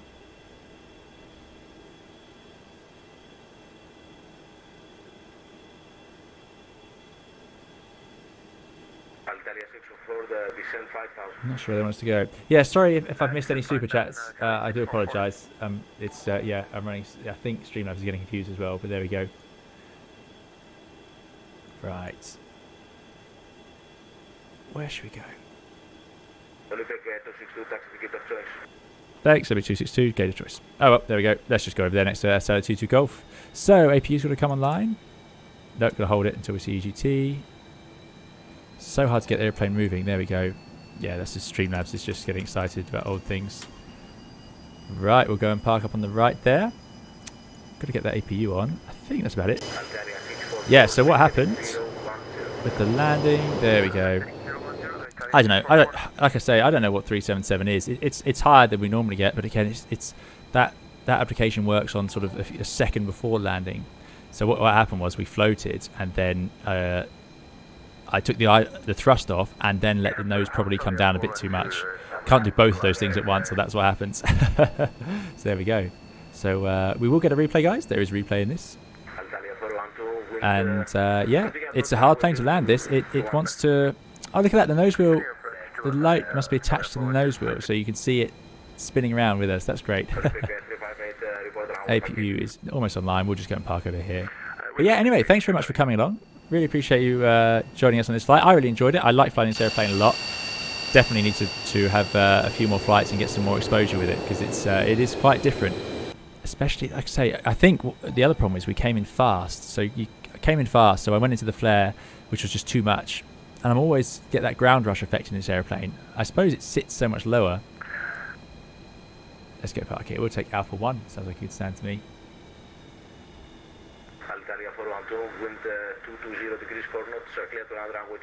Yeah, I like that effect of the nose wheel lights. All excitement out there. Right, get these lights off. So will we swap over already? Do I swap over to the APU? Swap over to the APU. There's Matteo down safely. And let's get ourselves parked up.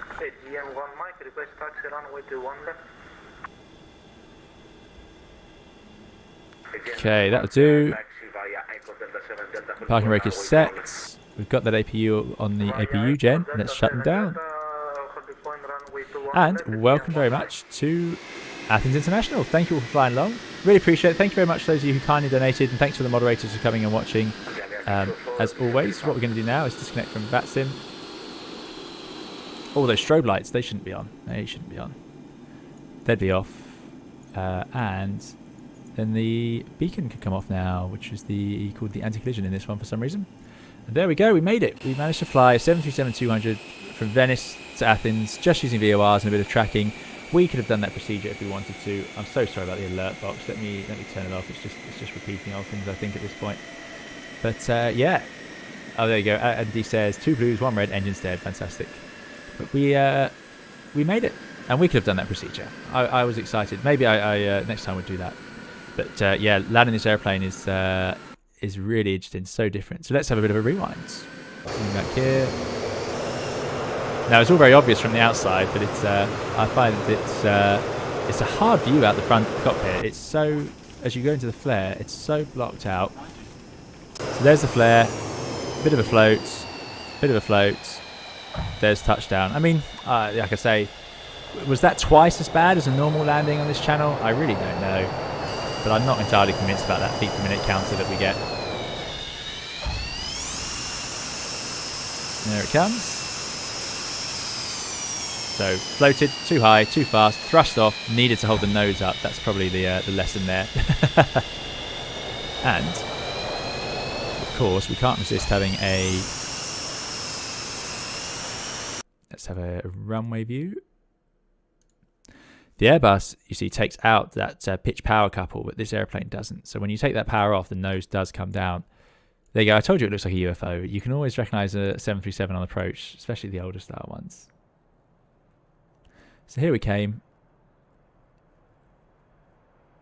200 flies differently to the NG due to the older wing design on 200 and other things. Yeah. Into the flare. Long we go. There's touchdown. Where's those bucket reverses? There they are. Glorious. Again, X-plane at night. Really nice thing. Checkpoint would like to sit on the right wing for the outro. Yeah, let's do that. Although you won't get the reverses if you want to see the reverses, but I think you're right. It's probably more to see out the right-hand wing today. Matteo said, I landed 300 feet per minute too. When you take the power off, it comes down like a brick. Yeah, it does. Absolutely. Right. No, good stuff. Thanks very much for coming along, guys. Like I say, really enjoyed it. Thank you all for taking the time to join us and chat and just watch and be a part of the channel. If you did enjoy it, do hit the like button on your way out. It really makes a big difference to the channel. Thanks, Windows Seat. Glad you enjoyed it. And yeah, thank you to the moderators. Thank you to those who kindly donated. I really appreciate it. bit of a gloomy wing view today, I'm afraid, but that's what we get when we land at night. So what we'll do is start up the outro music, and then we'll leave you guys and say thank you very much for watching, and we'll see you again in another video or live stream soon. Thank you, and bye-bye. Have a great evening.